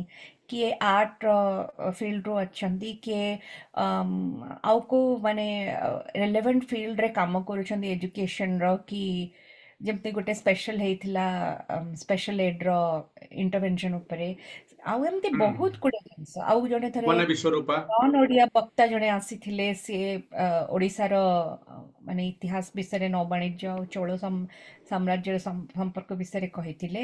ତେଣୁ ଆପଣ ଏଥିରେ କେବଳ ଆମର ଏଇ ଚ୍ୟାନେଲରୁ କଳିଙ୍ଗ ହିଷ୍ଟ୍ରି ଏକ୍ସପେକ୍ଟ ମାନେ କରିବା ଦରକାର। ଏଥିରେ ବହୁତ ଜିନିଷ ରହିବ। ଆମର ଏଇ ଜାତିର ଇତିହାସ, ଆମର କଲଚର, ହେରିଟେଜ, ଆଉ ଆଜିର ଓଡ଼ିଆ ମାନେ ଯେମିତି ଓଡ଼ିଶାକୁ ବିଭିନ୍ନ ଜାଗାରେ ସେମାନେ ରେପ୍ରେଜେଣ୍ଟ କରିଛନ୍ତି, କି ୟଙ୍ଗର ଜେନେରେସନ୍ କେମିତି ତାଙ୍କଠୁ ଇନ୍ସପାୟାର ହେଇକିରି ବି ଆହୁରି ସେମାନେ ଅଧିକା କରିପାରିବେ। ଆମର ସେଇଟା ହେଲା ଏମ୍, ସେଇଟା ହେଲା ଆମର ଆଭିମୁଖ୍ୟ। ଆଉ ଏଥିରେ ସମସ୍ତଙ୍କର ସହଯୋଗ ଦରକାର। ବି ଅଲ୍ ଆର୍ ଲାଇକ୍ ସ୍କ୍ୱିରଲ୍ସ ଅଫ୍, ଆମେ ସମସ୍ତେ ଗୁଣ୍ଡୁଚି ମୂଷା। ନିଜ ନିଜର କାମଟା କଲେ ଯାଇକି ରାମ ସେତୁଟା ହେଇପାରିବ, ନହେଲେ ଜଣେ ଦୁଇ ଜଣ କି ଗୋଟେ ଗୋଷ୍ଠୀରେ କେବଳ ଏଇଟା ହେଇପାରିବନି। ତେଣୁ ଆଉ ସମସ୍ତଙ୍କୁ ଆନ୍ତରିକ ଧନ୍ୟବାଦ ଏଇ ଏଇ ଚ୍ୟାନେଲ ସହିତ ଆପଣମାନେ ଜଡ଼ିତ ଅଛନ୍ତି। ଆଉ ମୁଁ ଏତିକି କହୁଛି। ଆଉ କେହି ଯଦି କିଛି କହିବାକୁ ଚାହୁଁଛନ୍ତି ପ୍ଲିଜ୍ ଆପଣଙ୍କର ଭିଡ଼ିଓ ଅନ୍ କରନ୍ତୁ। ନହେଲେ ମୁଁ ପଚାରୁଛି, ଡକ୍ଟର ଉମା ପାତ୍ର ସାର୍ଙ୍କୁ ଦେଖୁଛି, ଡକ୍ଟର ଲକ୍ଷ୍ମୀଧର ମହାନ୍ତିଙ୍କୁ ଦେଖୁଛି, ବିଚିତ୍ରାନନ୍ଦ ଦାସ, ହରିବନ୍ଧୁ ନାୟକ, ଆପଣମାନଙ୍କୁ ଦେଖୁଛି। ଯଦି କିଏ କିଛି କହିବାକୁ ଚାହୁଁଛନ୍ତି, doctor Uma Patra sir please. ଆଜ୍ଞା, ଆପଣଙ୍କର ଭିଡ଼ିଓ ଅନ୍ ହେଲା, ଅନମ୍ୟୁଟ୍ କରନ୍ତୁ, କୁହନ୍ତୁ। ନମସ୍କାର, ମୁଁ ଡକ୍ଟର ଉମା ପାତ୍ର, ସୁନୀଲ ବିଶ୍ୱାଳ ବାବୁଙ୍କର ଜଣେ ବନ୍ଧୁ, ସୁନାବେଡାରୁ। ବର୍ତ୍ତମାନ ମାଲେସିଆରେ ଅଛି। ମୁଁ ପ୍ରତି ରବିବାର ଦିନ ସୁନୀଲ ବାବୁ ମତେ ଯୋଡ଼ିଛନ୍ତି ଏବଂ ସବୁଦିନ ମୁଁ ଶୁଣେ। ଯୋଉଦିନ ମିସ୍ କରିଯାଏ ପରବର୍ତ୍ତୀ ସମୟରେ ଶୁଣେ। ବର୍ତ୍ତମାନ ବି ମୁଁ ଶୁଣୁଛି, ଯେହେତୁ ମୁଁ ଅନ୍ୟ କାର୍ଯ୍ୟରେ ବ୍ୟସ୍ତ ଅଛି। ମତେ ଯଦିବା ମୁଁ ବାଣିଜ୍ୟର ଛାତ୍ର ଥିଲି, ବର୍ତ୍ତମାନ ଜଣେ ଅବସର ଅଧ୍ୟାପକ, ସାହିତ୍ୟ ଏବଂ ଓଡ଼ିଶା ବିଷୟରେ ଜାଣିବାର ଯୋଉ ମୋର କ୍ଷୁଧା ଥିଲା, କିଛି କାଂଶରେ ନିଶ୍ଚିତ ଭାବରେ ପୂରଣ ହେଇଛି। ତେଣୁ ମୋ ସବୁ ଶ୍ରେୟ କଳିଙ୍ଗ ଇତିହାସ ଯୋଉମାନେ ରଚିଛନ୍ତି, ଆଉ ଯୋଉ ପ୍ରସ୍ତାବ ଯାକ ଦେଇଛନ୍ତି ମ୍ୟାଡମ ଯୋଉଟା କହୁଥିଲେ ସେଥିରେ ମୁଁ ସହମତ। ଆମେ ବହି ବା ପୁସ୍ତକ ମୁଦ୍ରଣ କରିକି ରଖିଲେ ହବ ନାହିଁ। ଏଇଟା ତ ଆମର ବହୁତ ବଢିଆ ଜିନିଷ ରହୁଛି ଯେ ଭର୍ଚୁଆଲି ଆମେ ଏଇଥର ଅଡିଓ ଭିଡିଓ ଓ ପରବର୍ତ୍ତୀ ସମୟରେ ବି ଆମେ ଶୁଣିପାରୁଛେ। ତେଣୁ ଏଇଟା ଆମର ଜାରି ରହୁ। ଆଉ ମୋର ସମସ୍ତ ପ୍ରକାର ଶୁଭେଚ୍ଛା ଅଛି। ମୋର କୌଣସି ଓପିନିଅନ ନାହିଁ, କିନ୍ତୁ ମତେ ମାଲେସିଆ ଆସିବା ପୂର୍ବରୁ ସୁନୀଲ ବାବୁ କହିଥିଲେ ଯେ ଯେତେବେଳେ ଆପଣ ମାଲେସିଆ ଯିବେ ମୁଁ ଗୋଟେ ଠିକଣା ଦେବି, ଆପଣ ମିଶିବେ, ଆମର ଓଡିଆ ଭାଇ ମାନେ ଅଛନ୍ତି। କିନ୍ତୁ ମୁଁ ବ୍ୟସ୍ତବହୁଳ ଭିତରେ ତାଙ୍କୁ ଆଣିପାରି ନାହିଁ। ତଥାପି ତାଙ୍କୁ ପ୍ରତିଶ୍ରୁତି ଦଉଛି, ମୁଁ ଅଗେନ୍ ଜାନୁଆରୀ ଏବେ ଫେରୁଛି ମୁଁ 23 ତାରିଖ ଦିନ ଓଡିଶାକୁ। ଫେର ମୁଁ ଜାନୁଆରୀ 15 ଯିବି। ଗଲା ପରେ ଯୋଉମାନେ ସବୁ ଓଡିଆ ଶିଖୁଛନ୍ତି ଏବଂ ଯୋଉ ମ୍ୟାଡମ ଶିଖଉଛନ୍ତି ତାଙ୍କ ସହିତ ବି କଣ୍ଟାକ୍ଟ କରିବି ଏବଂ ସେମାନଙ୍କ ସହିତ ରହିକିରି ମୁଁ ସେଠୁ ଭିଡିଓରେ ସୁନୀଲ ବାବୁ ଏବଂ ଅନ୍ୟାନ୍ୟ ବନ୍ଧୁମାନଙ୍କ ସହିତ ଯୋଗାଯୋଗ କରିବି। ମତେ ଆପଣ ମାନେ କହିବା ପାଇଁ ସୁଯୋଗ ଦେଇଥିବାରୁ ବହୁତ ବହୁତ ଧନ୍ୟବାଦ। ଅନେକ ଧନ୍ୟବାଦ ଡକ୍ଟର ପାତ୍ର। ଏବେ ଡକ୍ଟର ଲକ୍ଷ୍ମୀଧର ମହାନ୍ତି, ହରିବନ୍ଧୁ ନାୟକ, ବିରଞ୍ଚି ନାରାୟଣ ରଥ, ବିଚିତ୍ରାନନ୍ଦ ଦାସ, ଡକ୍ଟର ଜେନା, ଆଉ ଡକ୍ଟର ଜେନାଙ୍କୁ ଅନୁରୋଧ କରୁଛି ସେ ତାଙ୍କର ମନ୍ତବ୍ୟ ଉପସ୍ଥାପନ କରନ୍ତୁ। ଶୁଭୁଛି କି? ଆଜ୍ଞା, ଶୁଭୁଛି। ଅଡିବୁଲ? ଆଜ୍ଞା ଆଜ୍ଞା।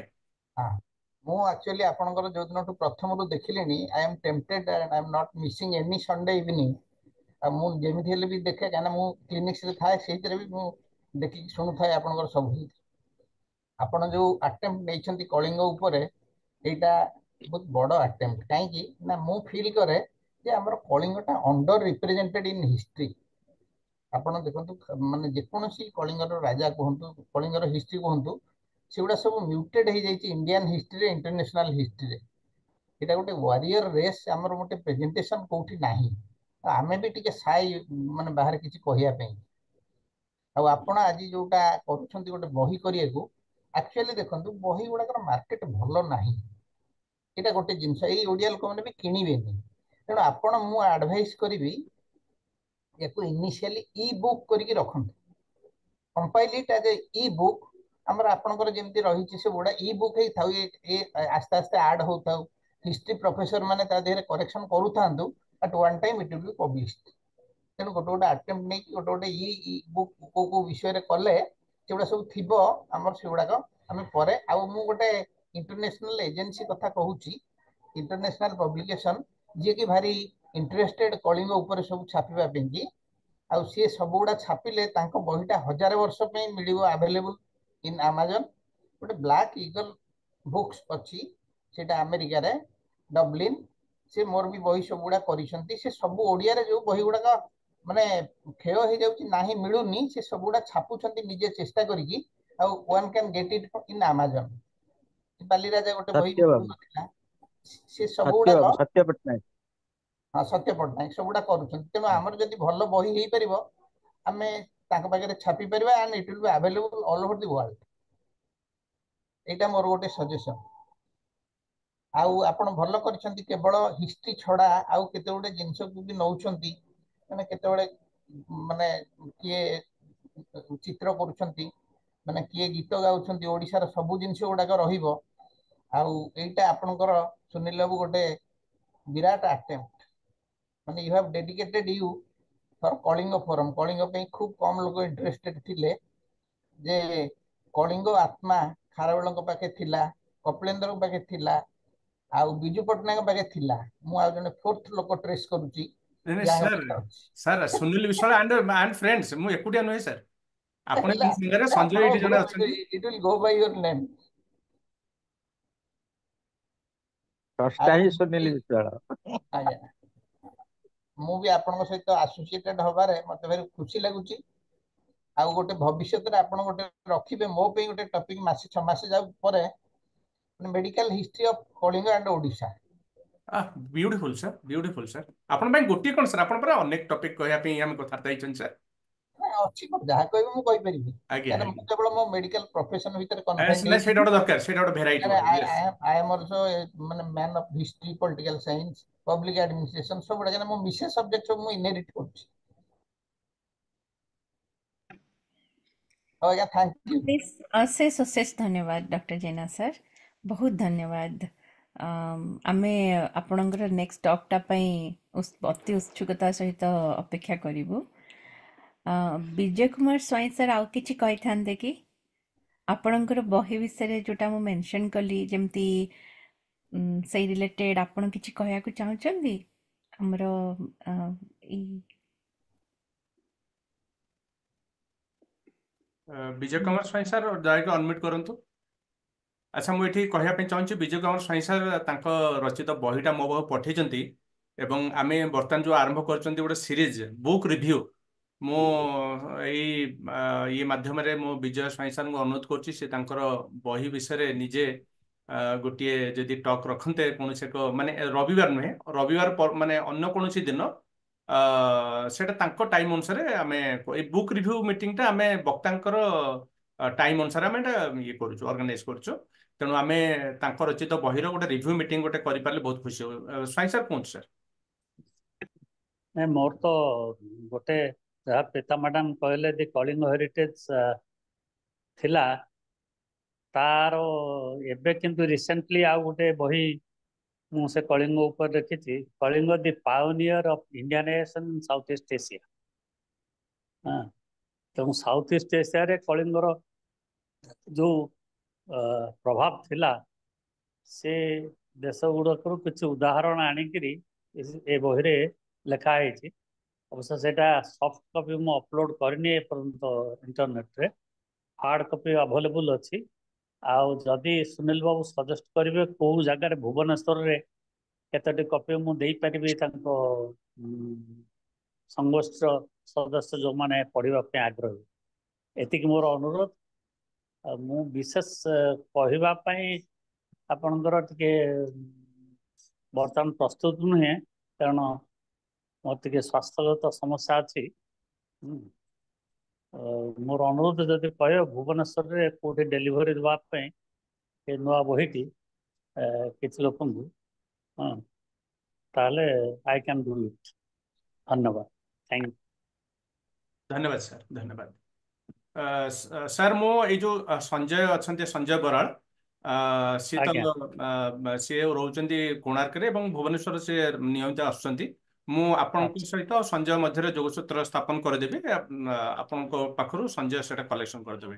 एमितरे मु मासरे प्राय अधा माने अंतत पक्षे 7 दिन 8 दिन रहउछु भुवनेश्वर रे। तेणु अच्छा निश्चित आम जोगाजोग करवा सर। Thank you. अनेक धन्यवाद स्वयं सर। आउ डॉक्टर उमा पात्र सर आपण किछि कहि थांते कि आपण दया करी वीडियो ऑडियो ऑन करंतु जति किछि कहिबे। ओह कहली जे मु बहुत खुशी जे सुनील बाबू एवं अन्य मान प्रचेष्टा एटा आरंभ होईची एवं एटा दीर्घजीवी हो एवं मु बहुत उपाय तथ्य पाउची। तेणु जने भल श्रोता हिसाब रे मु सब जाक एपिसोड आज पर्यंत सब एंजॉय करछि। तेणु धन्यवाद दूची यार बहुत समस्त धन्यवाद, उद्योक्ता को। बहुत मैडम धन्यवाद आज्ञा। अब मु अच्छा मो काहाକୁ एठी पदे खाली कहे पाइन सर। उमा भाई नमस्कार। उमा सर नमस्कार उमा। मोर डीएवी कॉलेज रे मोर सीनियर आ हमर जने सुनाबड़ार बासिंदा आ सी माने एते ब्यूटीफुल ऑर्गेनाइजर माने आश्चर्य जिवे माने मु थरे तांको खाली गोटे छोटिया मोर मनर कथा माने खाली कहली सी ताकू गोटे मास मुवमेंट रे परिणत करदेले। कोरापुट जिल्ला रे अवश्य आज टॉपिक सार मैचिंग करनी गोटे माने 30 सेकंड रु सारे पे चाहूची। कोरापुट जिल्ला रे जदि रेल जोगाजोग विषय मेडिकल कॉलेज विषय जदि कौन नेता आज धाड़िए कहउचंती ता पछरे हमर उमा सारंकर मैसिव माने कैंपेन माने छोट आइडियाटा मोर किंतु उमा सारंकर सेटा होची मोर बड़ भाई तांकर मैसिव माने ए जो ऑर्गेनाइजिंग एबिलिटी अछि। तो आपण सर कोन एते शीघ्र कोन परिवेश आपण 6 मास रहया कथा मालयसिया रे। आज्ञा आउ जदि कहार किछि भी कथा माने किछि कहिबार अछि कमेंट सजेशन वक्तव्य एनीथिंग दया करी आपनकर वीडियो ऑन कर दियंतु जदि हैंड रेज भी करि पार नांती। आ जदि केही किछि आउ समस्त जदि हेइ गलानी ताहले I will Dhananjay sir hand मते इट किछ कहबे। संजय भाई।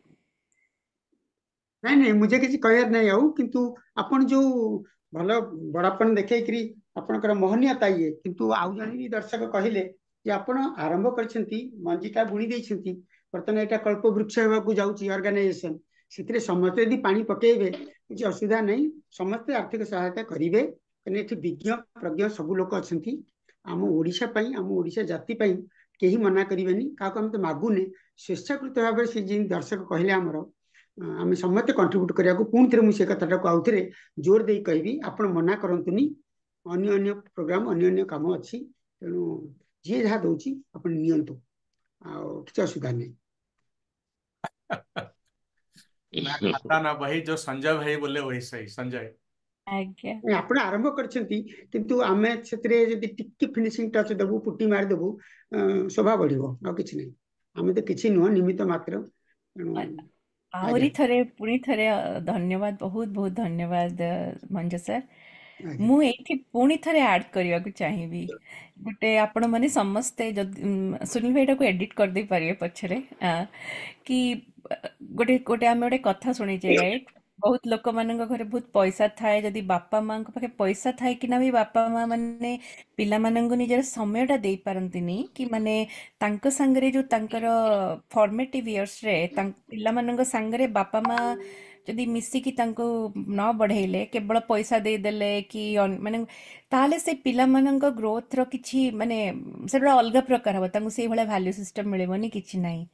वर्तमान आमर ये जो प्रचेष्टाटा मु आउ थरे से जिसटा को माने डिफाइन करने चेष्टा करूची क्षमा करिवे जदि बहुत थर करूची कि केवल माने आमे छापी देले कि रेकॉर्ड करके रखी देले कि पैसा दे देले हमर कर्तव्यटा सेठी सरीबनी काहेकि ना एटा हेई कि रहि जिवो आपण विश्वास करिवेनी बेले बेले मु जे देखे एते गुडे टॉक हेलानी केते जण एक्चुअली ताको देखुचंदी कारण व्यू रो नंबर तो देखा जीवो ना आज देखुचंदी के धर कमेंट करी किछि सजेशन दउचंदी कि नाही अगेन आ पछरे कौनसी मोनेटाइजेशन की पैसा रोजगार करे कौनसी इंटरेस्ट नाही जो माने भी किंतु हमरो माने अत्यंत आंतरिक अनुरोध ଦୟାକରି ଯେତେ ଜଣ ଅଧିକ ଶୁଣିପାରିବେ ଦେଖିପାରିବେ ୟାକୁ ପୁରା ବି ଦେଖନ୍ତୁ ନ ଦେଖନ୍ତୁ କି ଯୋଉ ଟପିକ ଗୁଡ଼ା ଯାହାର ମାନେ ଇଚ୍ଛା ସେଇ ବିଷୟରେ ଦେଖନ୍ତୁ, ଅନ୍ୟ ଟପିକ ଉପରେ ବି ଦେଖନ୍ତୁ ଶୁଣନ୍ତୁ, କାହିଁକିନା ଏଇ ସଂଗୋଷ୍ଠୀର ଏଇ ଚ୍ୟାନେଲର ସେଇଟା ହିଁ ଆମର ଏମ୍। ଆମେ କାହିଁକି କରୁଛେ, ଆମର ଏଣ୍ଟାୟାର ଆମର ଓଡ଼ିଶା ପାଇଁ ଆଉ ଫ୍ୟୁଚର ଜେନେରେସନ୍ସ ପାଇଁ। ତେଣୁ କର୍ତ୍ତବ୍ୟଟା ହେଲା ଆମେ ସମସ୍ତେ କେମିତି ଏଟାକୁ ଆଗକୁ ଆହୁରି ଅନ୍ୟମାନଙ୍କୁ ସଚେତନତା ଆଣିପାରିବା, ଅନ୍ୟମାନଙ୍କ ପାଖେ ପହଞ୍ଚେଇ ପାରିବା। ତେଣୁ ବହୁତ ବହୁତ ଅନୁରୋଧ ସେଇଟା ହିଁ ଆଗକୁ ହଉ, ଆଉ ଆମେ ନିଜେ ନିଜ ଜାଗାରେ ରହିକି କେମିତି ବଢ଼େଇ ପାରିବା ସେଇଟା ହଉ। କିନ୍ତୁ ଆପଣଙ୍କର ଏଇ ମାନେ ବଡ଼ପଣିଆ ମାନେ କ'ଣ କହିବି, ଯେଉଁ ଗୋଟେ ଥାଏ ନିଜ ଆଡ଼ୁ ଏତେ ଭଲ ଜିନିଷଟେ କହିଲେ ଦୁଇ ଜଣ, ବହୁତ ଧନ୍ୟବାଦ ସେଥିପାଇଁ ବି। ସୁନୀଲ ଭାଇ କୁହନ୍ତୁ ଆପଣ କ'ଣ କହୁଛନ୍ତି? ସରି ମୁଁ ବାରମ୍ବାର ଏଟାକୁ ରିପିଟ୍ କରୁଛି, କିନ୍ତୁ ଆପଣ ଦୟାକରି ଏଡିଟ୍ ନାଇଁ କରିଦେବେ। ଆପଣ ସରିବା ପରେ ମାନେ ଆପଣ ସରିବା ପରେ I am done. ଆପଣ କୁହନ୍ତୁ, ଆପଣ over to you and Sanjay bhai now. My work is done. କାହିଁକିନା ଆଉ କେହି କାହାର କିଛି ହ୍ୟାଣ୍ଡ ରେଜ୍ ମୁଁ ଦେଖୁନି। ଆକ୍ଚୁଆଲି ଆପଣ ମାନେ ଦୟାକରି you take over both of you. ମୁଁ ଯୋଉ ଜିନିଷଟା କହିବା ପାଇଁ ମାନେ ମୁଁ ଦ୍ୱନ୍ଦ୍ୱରେ ପଡୁଛି ଯେ ସେଇ କଥାଟା କହିବାଟା କେତେ ଉଚିତ ହବ ବୋଲି। ଆପଣ ଦେଖିବେ ଆମର ଏଇ ଯୋଉ କଳିଙ୍ଗ ଇତିହାସରେ ଚ୍ୟାନେଲରେ ଯେତିକି ଟକ୍ ଅଛି, ଦି ତିନିଟା ଟକ୍ ବହୁତ ମାନେ ଲୋକ ତାକୁ ଦେଖୁଛନ୍ତି। ସେଥିରୁ ହାଇଏଷ୍ଟ ଯୋଉଟା ଦେଖୁଛନ୍ତି ଲୋକ, ସେଇଟା ହଉଛି ଏଗେନ୍ ଆରମ୍ଭରୁ କହୁଛି, ଏଇ ଯୋଉ ଚ୍ୟାନେଲ କରିବା ପଛରେ ମନିଟାଇଜେସନ ଉଦ୍ଦେଶ୍ୟ ନାହିଁ। ମୁଁ ଥରେ ଜଣେ କଲେଜର ଜଣେ ଇତିହାସ ବିଭାଗର ଜଣେ ଆଙ୍କୁ ପଚାରିଲି ଯେ ଆପଣ ଦେଖନ୍ତୁ ପ୍ଲସ୍ ଆପଣ ଏମିତି କାଜୁଆଲ ଟକ୍ରେ, ସେଠୁ ସେ ମୋତେ କହିଲେ ଯେ ଆଜ୍ଞା ଆପଣଙ୍କର ଚ୍ୟାନେଲକୁ ଯଦି ମୁଁ ମୋର ଷ୍ଟୁଡେଣ୍ଟ ମାନଙ୍କୁ କହୁଛି ଦେଖିବା ପାଇଁ, ସେମାନେ କହୁଛନ୍ତି ଯେ ସେମାନେ ଦେଖିକି ଲାଇକ୍ ମାରିଦେଲେ କାଳେ ଆପଣ ପଇସା ପାଇଯିବେ, ତେଣୁକରି ସେମାନେ ଦେଖୁନାହାନ୍ତି। ତ ମୁଁ ସେଇଦିନ ସତର୍କ ହେଇଗଲି ଯେ ମୁଁ କେବେ କାହାକୁ କଳିଙ୍ଗ ଇତିହାସ ଚ୍ୟାନେଲ ଦେଖିବା ପାଇଁ ଆଉ ସବସ୍କ୍ରାଇବ କରିବା ପାଇଁ, ଲାଇକ୍ କରିବା ପାଇଁ ମାନେ ଅନୁରୋଧ କରିବି ନାହିଁ। ତ ଏଇଟା ଟିକେ ଓଡ଼ିଆ ବାଡ଼ିଆ ବୋଲି ଗୋଟେ ଟର୍ମ ଥାଏ, ମାନେ ନିଜ କମ୍ୟୁନିଟିକୁ ଗାଳି ଦେବାଟା, ମୁଁ ସେଇଟାରେ ଇଣ୍ଡଲ୍ଜ କରିବା ପାଇଁ ଚାହୁଁନି। କିନ୍ତୁ ମତେ ବେଳେବେଳେ ଲାଗେ, ଏଗେନ୍ ମାନେ ମତେ 100 ଥର ଆପଣ ମାନେ ତିରସ୍କାର କରନ୍ତୁ ମୁଁ ଏଭଳିଆ ଗୋଟେ ଷ୍ଟେଟମେଣ୍ଟ ଦେଇଥିବା ଯୋଗୁଁ, ମତେ ବେଳେବେଳେ ଲାଗେ ଆମେ ଓଡ଼ିଆ ମାନେ ଖାଲି ଧନରୁ ନୁହେଁ ମନରେ ବି ଦରିଦ୍ର। ଯୋଉଟା ପ୍ରୀତା ମ୍ୟାଡାମ କହିଲେ, ଆକ୍ଚୁଆଲି ଆମ ଭିଡିଓ ଦେଖିକି କୌଣସି ମତାମତ ଏମିତି ଦବାଟା ଆମେ ଦେଖୁନାହୁଁ। ମୁଁ ତାକୁ ସେମିତି କେମିତି ଗ୍ରହଣ କରେ ଯେ କୋରାପୁଟ ଜିଲ୍ଲାର ଗୋଟେ ପାହାଡକୁ ଥରେ ମୁଁ ବୁଲିବା ପାଇଁ ଯାଇଥିଲି, ସ୍ଥାନୀୟ 2 ଜଣ ଲୋକଙ୍କ ସାଙ୍ଗରେ ମୋର ଭେଟ ହେଲା। ମୁଁ ମୋର ସାଙ୍ଗମାନଙ୍କ ସାଙ୍ଗରେ ଯାଇଥିଲି। ମୁଁ ସେତେବେଳେ ଭାବିନଥିଲି ଯେ କଳିଙ୍ଗ ଇତିହାସ ଆଗକୁ କରିବି ଆଉ ଚ୍ୟାନେଲରେ ଏଟା ଅପଲୋଡ ମାନେ ଲୋକ ଦେଖିବେ ବୋଲି। ମୁଁ କ୍ୟାଜୁଆଲି ସେମାନଙ୍କ ସାଙ୍ଗରେ କଥାବାର୍ତ୍ତା ହଉଥିଲି, ନିହାତି ମାନେ ଏମିତି ଗୋଟେ ଭଦ୍ରଲୋକ ଭଳିଆ ବି କଥାବାର୍ତ୍ତା ହଉନଥିଲି ମୁଁ। ସେଇ କଥାର ହାଇଏଷ୍ଟ ଭିଉଅରସିପ ସେଟା ହଉଛି 16,000 ଭିଉଅରସିପ ଟପି ଗଲାଣି। ଏବଂ ବିଶ୍ୱାସ କରନ୍ତୁ ମୋ କମ୍ପ୍ୟୁଟରରେ ସେଇଭଳିଆ ଭିଡିଓ ଭର୍ତ୍ତି, ମୁଁ ଚାହିଁଲେ ସେଇଥିରେ ଫ୍ଲଡ କରିଦେଇ ପାରିବି, କିନ୍ତୁ ଲାଭ କ'ଣ? ତେଣୁ ମୁଁ ଅନେକ ଭିଡିଓ ମୁଁ ଡିଲିଟ କରିଦେଲି। ଏଇ ଯୋଉ ଚ୍ୟାନେଲଟା ଆରମ୍ଭ କଲି ନା, ମୁଁ ଦେଖିଲି ନା ମୁଁ ଡିଲିଟ କରିଦେଲି। ସେଇଟା ହଉଛି ହାଇଏଷ୍ଟ ସିନ୍ ଭିଡିଓ। ଯଦି ପଇସା କମାଇବା ଯୋଉ ଉଦ୍ଦେଶ୍ୟ ଥାନ୍ତା, ଆଉ ବା ଲାଇକ୍ ଆଉ ସେଇ ଯୋଉ ଚାଷ, ଯେମିତି ଧାନ ଚାଷ ସେମିତି ଲାଇକ୍ କମେଣ୍ଟର ବି ଗୋଟେ ଚାଷ ଚାଲିଛି ଆଜିକାଲି। ମୁଁ ଯଦି ସେଇ ଚାଷୀ ହେଇଥାନ୍ତି, ବା ଆମେ ଯୋଉ ସଞ୍ଜୟ ବା ଆମେ ସମସ୍ତେ ଯଦି ସେଇଭଳିଆ ଚାଷୀ ହେଇଥାନ୍ତୁ, ଆମେ ସେଇଭଳିଆ ଭିଡିଓରେ ଭରପୁର କରିଦେଇଥାନ୍ତୁ, କିନ୍ତୁ ଆମର ଉଦ୍ଦେଶ୍ୟ ତା ନୁହେଁ। ଏବଂ ଯୋଉଦିନ ସେଇ ଯୋଉ ମତେ ଚେତେଇ ଦେଲେ ସେଇ ଜଣ କଲେଜର ଜଣେ ଅଧ୍ୟାପକ, ଯେ ମୋ ଷ୍ଟୁଡେଣ୍ଟ ମାନଙ୍କୁ ରେକମେଣ୍ଡ କଲେ ସେମାନେ କାଳେ ଲାଇକ୍ କମେଣ୍ଟ କରିଦେଲେ ଆପଣ ପଇସା ପାଇଯିବେ, ସେଇଦିନଠୁ ମୁଁ ଦେଖିଲି ଯେ ନାଇଁ ନାଇଁ ଏଇଟା ମୁଁ ଆଉ କରିବିନି। ଆମେ ପ୍ରାୟତଃ ଆଭଏଡ କରୁଛୁ ମାନେ କହିବା ପାଇଁ, କିନ୍ତୁ ଏଇ ଯୋଉ ଲାଇକ୍ କମେଣ୍ଟର ବ୍ୟବସ୍ଥା ଅଛି, ସେଥିରୁ ଜଣାପଡେ ଯେ ଲୋକମାନେ କେତେ ଦେଖିବା ପାଇଁ ଚାହୁଁଛନ୍ତି। ମୁଁ ଆଉ ଗୋଟେ ପ୍ରକାର ବି ଭାବେ, ତାର ପରବର୍ତ୍ତୀ ଆଉ ଗୋଟେ ପପୁଲାର ଭିଡିଓ, ସେଟା ଖୁବ ସୁନ୍ଦର ଭିଡିଓ, ଆଇ ମଷ୍ଟ ଥ୍ୟାଙ୍କ ମତେ ଲାଗେ ହୁଏତ ଆମ ତରଫରୁ କିଛି ମାନେ ରହିଯାଉଛି, ମାନେ ତ୍ରୁଟି ରହିଯାଉଛି। ଆମେ ଲୋକମାନଙ୍କର ମନ ପସନ୍ଦ ହେଲା ଭଳି ଭିଡିଓ କରିପାରୁନାହୁଁ, ଯାହା ଫଳରେ କି ଲୋକ ଦେଖୁନାହାନ୍ତି। ଯଦି ଭିଡିଓରେ ଯଦି ସେତିକି ଦମ ଥାନ୍ତା ଲୋକ ଦେଖୁଥାନ୍ତେ। ତେଣୁ ଏଇଟା ଗୋଟେ ମନର କଥା। ଏଇଟା ଗୋଟେ ମୁଁ ଯେମିତି ଆରମ୍ଭରୁ କହିଥିଲି, ଏଇଟା ମୁଁ ଗୋଟେ ଦ୍ୱନ୍ଦ୍ୱରେ ଥିଲି କହିବି ନା ନାହିଁ ବୋଲି, କିନ୍ତୁ ମାନେ କହିଦେଲି। Sanjay, over to you। Sunil ଭାଇ ମୁଁ ଗୋଟେ ଛୋଟିଆ ଜିନିଷଟେ ଆଡ୍ କରିବି। ସଞ୍ଜୟ ବଡ ଭାଇ ଜିନିଷଟା ସରି ଆଡ୍ କରନ୍ତୁ, ବଡ ଲାଇକ୍ ଜିନିଷଟା ଆଡ୍ କରନ୍ତୁ। ନାଇଁ ଆମେ ବି ସେରେ କଥା ବି ହେଇଛେ କି ପ୍ରାକ୍ଟିକାଲ ପ୍ରୋବ୍ଲେମ ଯୋଉଟା, କାରଣ ଆମ ଭିଡିଓ ଗୁଡିକ ଧରି ନିଅନ୍ତୁ କୌଣସି ଘଣ୍ଟେରୁ କମ ରହୁନି, ଘଣ୍ଟେ 1.5 ଘଣ୍ଟା 2 ଘଣ୍ଟା ଆଉ ଆଜିକାଲିର ବ୍ୟସ୍ତବହୁଳ ଜୀବନ ଭିତରେ ସତ କଥା ସମସ୍ତେ 10 ମିନିଟ୍ 15 ମିନିଟ୍ ଯଦି ହୁଅନ୍ତା ତାହେଲେ ଟିକେ ଅଧିକ ଲୋକ ଇଚ୍ଛା କରନ୍ତେ ଦେଖିବାକୁ କାରଣ ଏତେ ସମୟ କାହା ପାଖରେ ସତରେ ନାହିଁ ବହୁତ ଜିନିଷ ଭିତରେ ଲୋକମାନେ ବନ୍ଦୀ ହେଇକିରି ମାନେ କାର୍ଯ୍ୟ ଫ୍ୟାମିଲି ସବୁ ଭିତରେ ସମସ୍ତଙ୍କର ରହୁଛି ଚ୍ୟାଲେଞ୍ଜେସ୍ କିନ୍ତୁ ତା ସତ୍ତ୍ୱେ ବି ମାନେ ତଥାପି ବି ମୁଁ ମୋର ଆଶା ମାନେ ଅଶେଷ ମାନେ ମୁଁ ମାନେ ଏବେ ବି ମୋର ଦୃଢ଼ ଆଶା ଅଛି ଯେ ଘଣ୍ଟେ 1.5 ଘଣ୍ଟା ହେଲେ ବି ଲୋକମାନେ ଅଳ୍ପ ଅଳ୍ପ ସମୟ କରି ବି ଯାହାର ପ୍ରକୃତରେ ଇଚ୍ଛା ଅଛି ସେମାନେ ବି ଦେଖିକି ସାରିପାରିବେ ଗୋଟେ ଭିଡ଼ିଓ ଗୋଟେ ଥର ନ ଦେଖିକି 7-8 ଥର ବି ଦେଖିପାରିବେ କି ତା ଦେହରୁ ବାଛି ବାଛିକି ନିଜ ମନ ପସନ୍ଦ ଯୋଉଟା ଯାହାକୁ ଯାହା ଭଲ ଲାଗେ ଯୋଉ ଟପିକ୍ ସେଟା ବି ଦେଖିପାରିବେ କିନ୍ତୁ ଦି ପ୍ରକାର ଦର୍ଶକ ତେଣୁ ଅଧିକାଂଶ ଦର୍ଶକ ଯାହାର ସମୟ ନାହିଁ ଆଉ ମାନେ ଅଳ୍ପ ଛୋଟ ଛୋଟ କଣ୍ଟେଣ୍ଟ କ୍ୱାଲିଟି କଣ୍ଟେଣ୍ଟ ହୁଅନ୍ତା ଦେଖିପାରନ୍ତେ ସେମିତି ଯଦି ଆଗକୁ ଭବିଷ୍ୟତରେ ଆମ ପାଖରେ ସମୟ ସୁବିଧା ହବ ଆମେ ସେମିତି ବି ନିଶ୍ଚୟ କରିବା ବୋଲି ଭାବିବୁ କିନ୍ତୁ ସେଇ ଜିନିଷଟା ଏବେ ତ ହେଇନି ଏବେ ଆମର କ୍ୟୁରେସନ ଫେଜ୍ ଚାଲିଛି ଯେତେ ଭଲ ଭଲ ଜିନିଷ ଗୋଟେ ଗୋଟେ କ୍ୟୁରେଟ୍ କରି କରି ଯିବା ଓକେ ବାସ୍ ସେଇଆ ସଞ୍ଜୟ ଭାଇ ପ୍ଲିଜ୍ ଏବେ ଆଉ ଥରେ ସରି ଆପଣ ଏବେ କୁହନ୍ତୁ ନାଇଁ ସେଇ ମୁଁ କଥା ବି ମୁଁ ବି ବଞ୍ଚେଇଛି କହିବାକୁ ଚାହୁଁଥିଲି ଯେ କଥା କଣ ଆମେ ଯୋଉ ବିଷୟଟି ନଉଛେ ଯୋଉ ଟପିକଟି ନଉଛେ ପୁରା ବିସ୍ତାରିତ ଆଲୋଚନା କରୁଛେ ଏଗୁଡାକ ଯିଏ ଯାହାର ସିରିୟସଲି ଇଣ୍ଟରେଷ୍ଟେଡ ଯିଏ ରିସର୍ଚ୍ଚ ସ୍କଲାର ସେମାନଙ୍କ ପାଇଁ ବହୁତ ଉପାଦେୟ ଏଇଟା ଗୋଟେ ପରମାନେଣ୍ଟ ରେକର୍ଡ ହେଇକି ରହିଯାଉଛି କାରଣ ଆମେ ତ ସେଇ ଫିଲ୍ଡର ପୁରା ସର୍ବୋଚ୍ଚ ଶିଖରରେ ଯୋଉମାନେ ପହଞ୍ଚିଛନ୍ତି ସେମାନଙ୍କୁ ଡାକିକି ହିଁ ଟକ୍ ଟା ଆମେ ନଉଛେ ତେଣୁ ସେ ଦୃଷ୍ଟିରୁ ଏଇଟା କାଳ କାଳ ପାଇଁ ଗୋଟେ ରେକର୍ଡ ହେଇ ରହିଗଲା ଯୋଉମାନେ ରିସର୍ଚ୍ଚ ସ୍କଲାର ଭବିଷ୍ୟତରେ ସେ ଲାଇନରେ କରିବେ ସେମାନେ ନିଶ୍ଚୟ ଏଇଟାକୁ ଉପଯୋଗ କରିବେ ତେଣୁ କିଛି ସେ ସମୟ ସୀମା ଆମେ ଆଉ ଦେଖିବାନି ଯେହେତୁ ବିସ୍ତାରିତ ଆଲୋଚନା ଆମେ ରଖୁଛେ ତେଣୁ ହବ ସେମିତି ହବ ଏଥିରେ ବେଶୀ ଭିଉର ଆମର ଆସିବେନି ଧୀରେ ଧୀରେ ଆସିବେ କାରଣ ତ ସର୍ଟ ଡ୍ୟୁରେସନ ନୁହେଁ ସର୍ଟ ଡ୍ୟୁରେସନ ହେଲେ ବହୁତ ଭିଉର ହୁଅନ୍ତା କିନ୍ତୁ ଏଇ ଯୋଉ ଆମେ ଯୋଉ ଟପିକ ନଉଛେ ସର୍ଟ ଡ୍ୟୁରେସନ ସେଗୁଡା ସବୁ କରିହବନି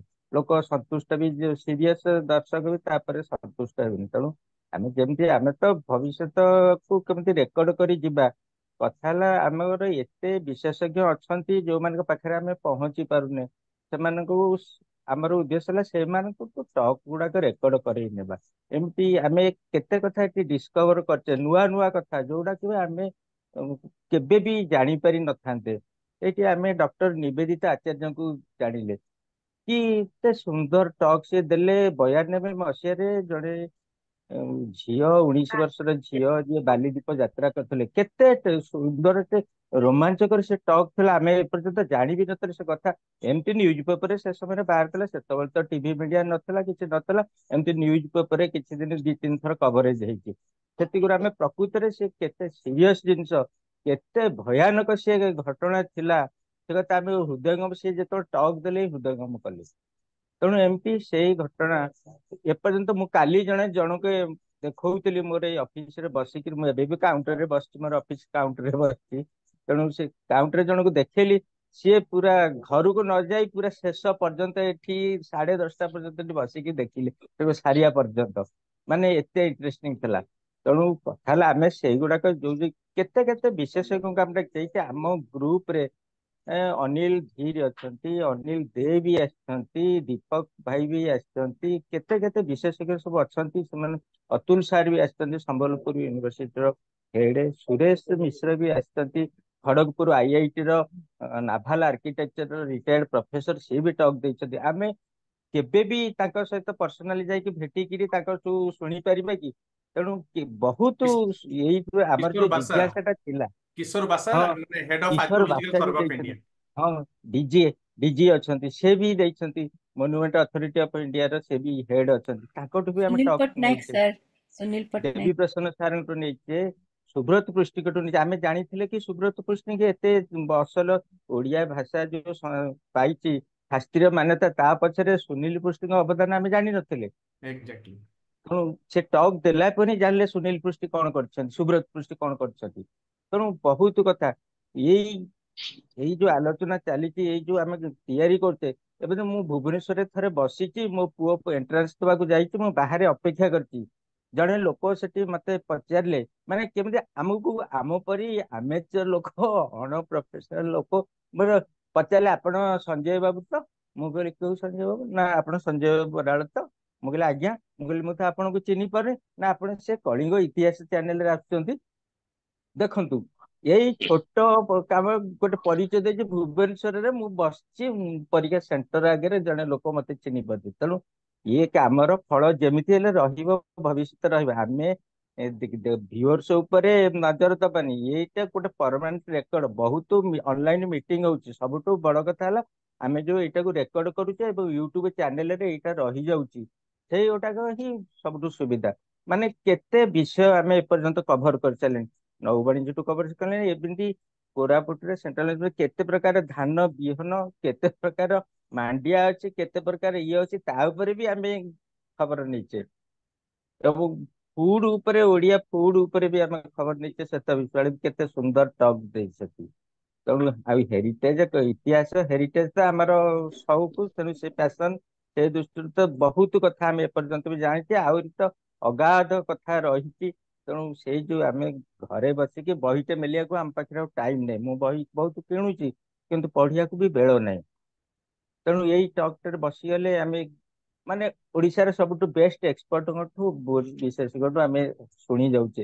ଯୋଉ 2 ଘଣ୍ଟାରେ ତ ସବୁ କଥା ଶୁଣୁଛେ, କିଛି ତ ସେଇଠି ତ ହଉଛି ଆମର ଯୋଉ ପିପାସା ଥିଲା, ଯୋଉ ଜ୍ଞାନ କି ପାଇବା ପାଇଁ ପିପାସା, ସେଇଟା ତ ଆଟଲିଷ୍ଟ ମେଟୁକା। କିଏ ସନ୍ତୁଷ୍ଟ ହଉ କି ନ, ଆଟଲିଷ୍ଟ ଆମେ କେତେ ଜଣ ତ ଯେତିକି ଜଏନ କରୁଛେ ସେତିକି ଆମର ତ କ୍ଷୁଧା ମେଟୁଛି, ସେଇଟା ତ ବଡ କଥା। ତେଣୁ ଆଜିକାଲି ତ ସବୁଥିରେ ସଂଖ୍ୟା କମିଗଲେଣି। ମିଟିଂ ଟେ ଡାକିଲେ ଡାଏସ ରେ 7 ଜଣ ରହିଲେ, ଅଡିଏନ୍ସ ରେ 5 ଜଣ ରହୁଛନ୍ତି। ଭୁବନେଶ୍ୱରରେ ବହୁ ମିଟିଂ ମୁଁ ଆଟେଣ୍ଡ କରିଛି, ଡାଏସ ରେ 7 ଜଣ ରହିଲା ସେ ତଳେ 5-6 ଜଣ ରହୁଛନ୍ତି। ତେଣୁ ଏମିତି ତ ମିଟିଂ ଚାଲିଛି, ସେ ବହୁତ ସଂଖ୍ୟା କମ। ତେଣୁ ଆମେ ସଂଖ୍ୟାକୁ ମାନେ ଆମର ମେନ୍ ଉଦ୍ଦେଶ୍ୟ ରହିଛି 5 ଜଣ ରହିଲେ ବି ସେଇଟା ଟକ୍, ଯୋଉ ଏକ୍ସପର୍ଟ ଟକ୍ ଦଉଛନ୍ତି ସେଇଟା ରେକର୍ଡ ରହୁଛି, ସେଇଟା କାଳ କାଳକୁ ରହିଯାଉଛି, ରେକର୍ଡ ହେଇକି ରହୁଛି। ସେଇଟା ଆମ ଉଦ୍ଦେଶ୍ୟ। ତେଣୁ ଆମେ କରିବା। ସେଇ ଯୋଉ ଟକ୍ ଗୁଡାକ ରହୁଛି ତାର ଇଣ୍ଡେକ୍ସ ପାଇଁ, ତାର ଯୋଉ କହିଲେ ବହିର ଆଦର ନାହିଁ, ସତ କଥା ବହିର ଆଦର ଆଜିକାଲି ନାହିଁ। କିନ୍ତୁ ଆମେ ସେଟା ବହି ପାଇଁ କରୁନେ, ଆମେ ସେ ଯୋଉ ଟକ୍ ଗୁଡାକର ଗୋଟେ ଗୋଟେ ଇଣ୍ଡେକ୍ସ ପାଇଁ କଣ କଣ ରହିଛି ଆମର ଏଇ, ସେଇଥିପାଇଁ ଗୋଟେ ବହି, ଗୋଟେ ଗୋଟେ ଛୋଟ ଛୋଟ ବହି କରିବୁ, ଚଟି ବହି, ଯୋଉଗୁଡାକରେ ସେ ସବୁ ଟକର କିଛି କିଛି ଇଣ୍ଡେକ୍ସ ରହିବ। ଯିଏ ଜାଣିବାକୁ ଚାହିଁବ, ଯୋଉ ସିରିୟସ ରିସର୍ଚର ଅଛନ୍ତି ସେମାନେ ଏଗୁଡାକ ୟୁନିଭର୍ସିଟି ସବୁଠିକି ଆମେ ପଠେଇବା, ସର୍କୁଲେଟ କରିବା। ସାର୍ ଯାହା କହିଲେ ଇ ବୁକ୍ କରିବା, ଇ ବୁକ୍ ବି ତାକୁ ରଖିବା। ତେଣୁ ସେଇଥିପାଇଁ ସେଟା କରୁଛୁ। ତାପରେ ପୂଜା ପୂର୍ବରୁ ଆମେ ଦେଖୁଛୁ କିଛି ଗୋଟେ ବହୁତ ଆମର ଟକ୍ ଦଉଛନ୍ତି, ବହୁତ ଲେଖା ଲେଖି ବି ବହୁତ ଆମ ଭିତରେ କରୁଛନ୍ତି। ତେଣୁ ସେଇ ଐତିହ୍ୟକୁ ନେଇକିରି ଗୋଟେ ମାଗାଜିନଟେ ବି ଗୋଟେ କାଢିବା, ଇରେଗୁଲାର ହେଲେ ବି ମଝିରେ ମଝିରେ ଖଣ୍ଡେ ଖଣ୍ଡେ କାଢିବା। ଏଇ ପୂଜା ପୂର୍ବରୁ ବି କିଛି କାଢିବା, କାରଣ ଐତିହ୍ୟ ନେଇକି ମାଗାଜିନ ସେମିତି ନାହିଁ, ଓଡିଶାରେ ବାହାରୁନି। ଇଣ୍ଟାକ ଐତିହ୍ୟ ଉପରେ ମାଗାଜିନ ବାହାର କରନ୍ତି, ତାଙ୍କର ବି ରେଗୁଲାର ବାହାରୁନି। ଆଉ ସେମିତି ମାଗାଜିନ ବି ଆଉ ଓଡିଶାରେ କିଛି ନାହିଁ ଯୋଉଟା କି ଐତିହ୍ୟକୁ ନେଇକି, କେବଳ ଇତିହାସ ଐତିହ୍ୟକୁ ନେଇକି ସେମିତି ମାଗାଜିନ। ତେଣୁ ଆମେ ବର୍ଷକେ 3 ଖଣ୍ଡ କି 2 ଖଣ୍ଡ ହଉ ପଛେ ରେଗୁଲାରଲି ତାକୁ ବାହାର କରିବା ପାଇଁ ବିଶେଷ ଖର୍ଚ୍ଚ ବି କରିବାନି। ତାକୁ ପ୍ରଥମେ ତ ଭାବୁଥିଲି ପୁରା ଗ୍ଲସି ପେପର କଲର କରିକି ପୁରା ଚିକଣ କରିକି ବାହାର କରିବୁ। ଆଉ ତାପରେ ବେଶୀ ଯୋଜନା କଲା ବେଳକୁ ସିଏ ହେଇପାରୁନି, କାରଣ ଡିଜାଇନ କରିବା ପାଇଁ ବହୁତ ଟାଇମ ଟେକିଂ। ଆମ ଭିତରେ ଆଦିତ୍ୟ ଭଲ ଡିଜାଇନର, କିନ୍ତୁ ସିଏ ତା କଥା ହେଲା ଆମେ ସମସ୍ତେ ନିଜ ନିଜ କାମ କରୁଛୁ, ତା ବାହାରେ ଏସବୁ କରୁଛୁ ନିଜର ପ୍ୟାସନ ସଉକ ଦୃଷ୍ଟିରୁ, ହବି ଦୃଷ୍ଟିରୁ କରୁଛୁ। ତେଣୁ ଫୁଲ ଟାଇମ ଦେଲା ବେଳକୁ ବି ସବୁବେଳେ ସମ୍ଭବ ହଉନି। ତେଣୁ ମୁଁ ଦେଖିଲି ଡିଜାଇନ କରିବା ବି ଏତେ ସହଜ ନୁହଁ। ଏଠି ଆମେ କଳିଙ୍ଗ ହିଷ୍ଟ୍ରି ତରଫରୁ ଗୋଟେ ବହିଟେ ବି ବାହାର କରିଥିଲୁ, କୋଣାର୍କ ଉପରେ ଗୋଟେ ବହିଟେ ବି ଆମେ ଛାପିଥିଲୁ, ସୁନୀଲ ମୁଁ ଛାପିଛୁ। ତେଣୁ ତାକୁ କଲା ବେଳକୁ ସଞ୍ଜୟ ବହୁତ ଭାଇ ଆପଣ ପରିଶ୍ରମ ଆଗକୁ ପଛ, ପଡିବ। ସଞ୍ଜୟ ଭାଇ ଆପଣଙ୍କର ହଁ ପଛଟା ଯୋଗୁ, ହଁ ଏବେ ଦେଖାଉଛି। ହଁ ଆଜ୍ଞା। ଏବେ ଦେଖାଯାଉଛି, ମୁଁ ସ୍ଥିର ଅଛି। ଆଉ ତେଣୁ ଅଛି, ଏଟା ବି ଅଛି।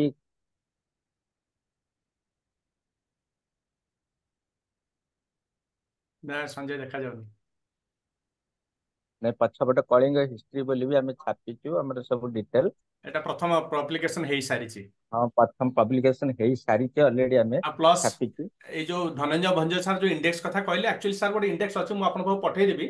ଆମର ପ୍ରତ୍ୟେକ speaker, date, speaker, title of topic YouTube रो लिंक प्लस तार सारमर्म एटा गोटे आमे मेंटेन करछु एवं सेटा मु आज हम से ग्रुप रे पोस्ट कर देबी मझे मझे पोस्ट करूची मझे पोस्ट करूची हां मोर गोटे संजय कथा कहबार अछि जो प्रीता मैडम कहले एक्चुअली एटा प्रैक्टिकल कथा कि लोकन पाखे समय नहीं ऑनलाइन हो ऑफलाइन हो लोकंकर उपस्थिति संख्या दृष्टि पढ़िबा पई पेशेंस सब कमुची ठीक कथा किंतु आमे सेटा को तो रोकी परिबानी किंतु मैगी फार्मूला गोटे फार्मूला अछि मैगी फार्मूला 2 मिनिट रे मैगी हो जाउची सेमती हमर सुरेंद्र मिश्र सर हंतु बा प्रीता मैडम जो मान टॉक हेची 60 मिनिट रे टॉक ताकू यदि 12 पीस करके हम काटी की 5 मिनिट करके रेगुलरली इंटेंशनली रिपीटेड पोस्ट करते करबा ताले लोक देखिबे 5 मिनिट 3 मिनिट 4 मिनिट तो काटी काटी की गोटे स्पीच की से कोठू आसला से पछरे इनक्वारी करले पूरा डिटेल वीडियो भी देखि परिबे छोट छोट करके पके देले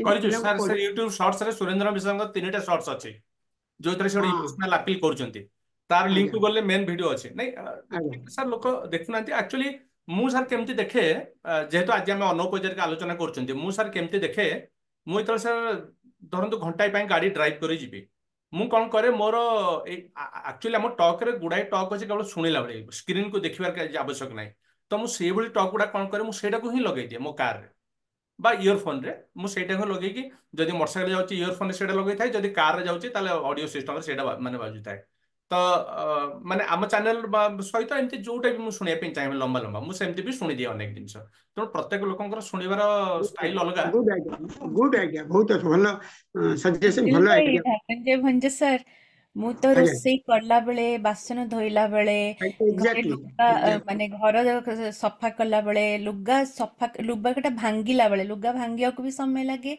एठी आगे अमेरिका सब जिन निजे निजे करू राइट तेणु यही जब लोग कम गुड़ाक मत अनप्रोडक्टिव कम लगे से समय में आउ कि करें आगु गीत कि विविध भारती कि ऑल इंडिया रेडियो ऐप लगे शुणी दौली किंतु सेटा एबे ए पॉडकास्ट बही ऑडियो बुक आमर चैनल रो टॉक भलिया जिनस गुड़ा को एबे सेटा पूरा शिफ्ट हो जाइछि तेणु समस्त लाइफ रे किछि किछि एई भली समय थाए जो थरे आपण गोटे जगह रे दीटा काम करि परिबे तेणु आम भलिया जिनस रो एमदी लगे देखिबे बैकग्राउंड रे भी सुनी परिबे माने मोर पर्सनल एक्सपीरियंस से कहूची आपण विश्वास करिवेनी मु सूरत रे अछि जोटा कि खाली गुजराती नुह से आसामी ओडिशा रे भी 3टा पिला अछंती 10th स्टैंडर्ड रे मु टीचर 24 वर्ष हला किंतु एबे लास्ट मास रे मु सुरेंद्र मिश्र टॉक टाक 7 थर देखिलेनी कहीं मु संस्कृत प्रेमी आ सी मैंने संस्कृत रे जगन्नाथ यूनिवर्सिटी रिटायर्ड होइछंती रिसर्च ऑफिसर आ से टॉक टा तांकर मु नॉन ओडिया पिला के सामने रे हम स्कूल रे यूट्यूब रे स्मार्ट बोर्ड रे चले कि पूरा पीरियड 2टा पीरियड देखेली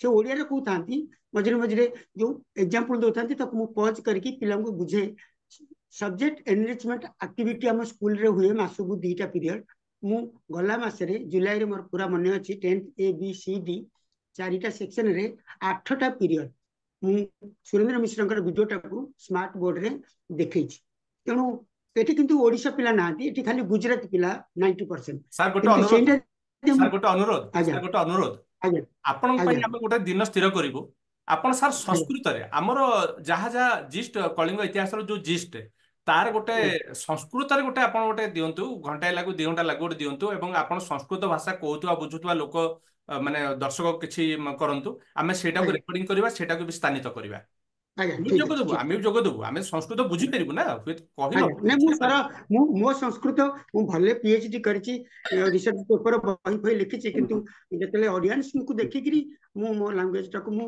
down to earth school level रो करिवि कि संस्कृत आपन को ओडिया पुरी लागिबो सर अक्टोबर रो द्वितीय रविवार आपन पई रिजर्व रहिला अक्टोबर जो द्वितीय काई ता पर्यंत सब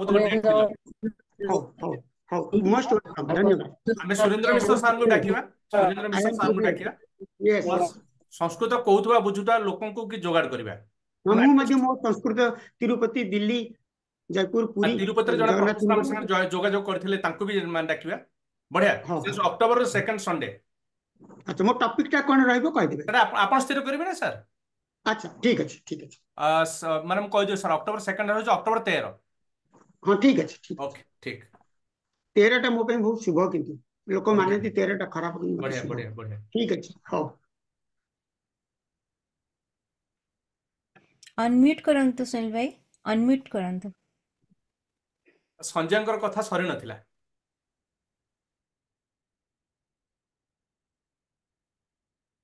ସେଇ କଥା ଆମେ ଆମର ଯାତ୍ରା ଜାରି ରଖିବା, ଏମିତି ନୂଆ ନୂଆ ବିଶେଷଜ୍ଞଙ୍କୁ ଆଣିବା ଏବଂ ସେମାନଙ୍କଠୁ ଶୁଣିବା, ଜ୍ଞାନ ଆହରଣ କରିବା।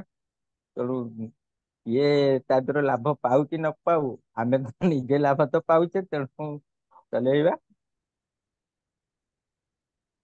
ଶ୍ରଦ୍ଧାବାନ ଲଭତେ ଜ୍ଞାନମ ବୋଲି ଗୋଟେ ସାର୍ ଠିକ କହିଲେ ନା ଧନଞ୍ଜୟ ସାର୍? ଆଜ୍ଞା ଆଜ୍ଞା, ଶ୍ରଦ୍ଧାବାନ ଲଭତେ ଜ୍ଞାନମ। ଆଜ୍ଞା, ଯାହାର ଶ୍ରଦ୍ଧା ଥିବ ସେ ଇଏ ଅଟୋମେଟିକଲି ତୈତ୍ତରୀୟ ତୈତ୍ତରୀୟ ଉପନିଷଦର ଇଏ ଗୋଟେ ଆପ୍ତ ବାକ୍ୟ, ଧ୍ୟେୟ ବାକ୍ୟ। ଆଜ୍ଞା। ବିରଞ୍ଚି ବିରଞ୍ଚି ବାବୁ କିଛି କହିବା ପାଇଁ ଚାହୁଁଥିଲେ, ମଝିରେ ହ୍ୟାଣ୍ଡ ରେସ୍ କରିଥିଲେ। ବିରଞ୍ଚି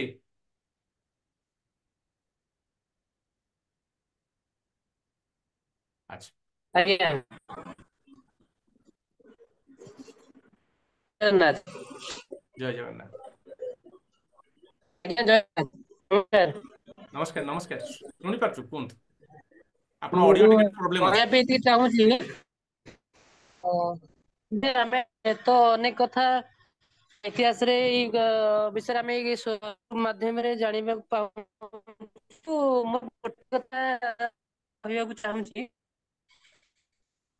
ଇତିହାସ ମୁଖ ସାକ୍ଷୀ ଆମେ ଜାଣିକି ଐତିହ୍ୟ, ଆମ ଐତିହ୍ୟର ସୁରକ୍ଷା ପାଇଁ ଆମେ ଏଇ ଯୋଉ ଗ୍ରୁପଟେ କରିଛେ, ଆମ ସ୍ୱରକୁ ଶାଣିତ କରିପାରିବା କି?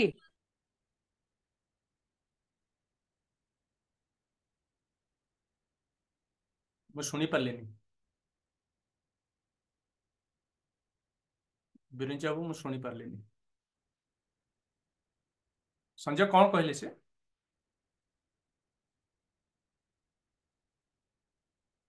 ବିରଞ୍ଚି ବୋଧେ ଐତିହ୍ୟର ସୁରକ୍ଷା ପାଇଁ ଚିନ୍ତିତ, ସେ ସୁରକ୍ଷା ଦିଗରେ ଆମେ କିଛି ପଦକ୍ଷେପ ନେଇପାରିବା କି, ସେଥିନେଇ ସେ କହୁଛି।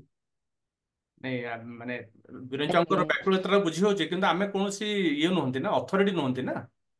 ଆମେ ଅନୁସନ୍ଧିତ୍ସୁ, ଜଣେ ଅନୁସନ୍ଧିତ୍ସୁ ହିସାବରେ ଆମେ ଜ୍ଞାନର ଚର୍ଚ୍ଚା କରିପାରିବା ଏବଂ ଇଚ୍ଛା କରିବା, କିନ୍ତୁ ଆମେ କଣ କ୍ରିୟାନ୍ୱୟ ତ ଆମ ଦ୍ୱାରା ହେଇପାରିବନି ନା। ନା, ସେ ସବୁବେଳେ ଐତିହ୍ୟ ଚାରିପଟେ ହିଁ ସେ ବୁଲୁଛି। ତେଣୁ ଐତିହ୍ୟ ଯେତେବେଳେ ଅବକ୍ଷୟ ହେଇଯାଉଛି, ସେ ଚିନ୍ତିତ ହେଇ ପଡୁଛି। ସେ ଦେଖୁଛି କୋଣାର୍କ ମନ୍ଦିରରେ ଯେତେବେଳେ ବର୍ଷା ପାଣି ଝରଝର ହେଇ ଝରିକିରି ଗୋଟେ ଗୋଟେ ସେମାନେ ପାଣି କି ସେମାନଙ୍କର ବିଭିନ୍ନ ପରବର୍ତ୍ତୀ ସମୟରେ ସେମାନେ କନଷ୍ଟ୍ରକ୍ସନାଲ ଚେଞ୍ଜ କିଛି କିଛି କରିଛନ୍ତି, ଯାହା ଦ୍ୱାରା ପାଣି ଝରି ଝରି ଗୋଟେ ଗୋଟେ ମୂର୍ତ୍ତି ଉପରେ ପଡି ପଡିକି ମୂର୍ତ୍ତି ଗୁଡାକ ଅବକ୍ଷୟ ହେଇଯାଉଛି।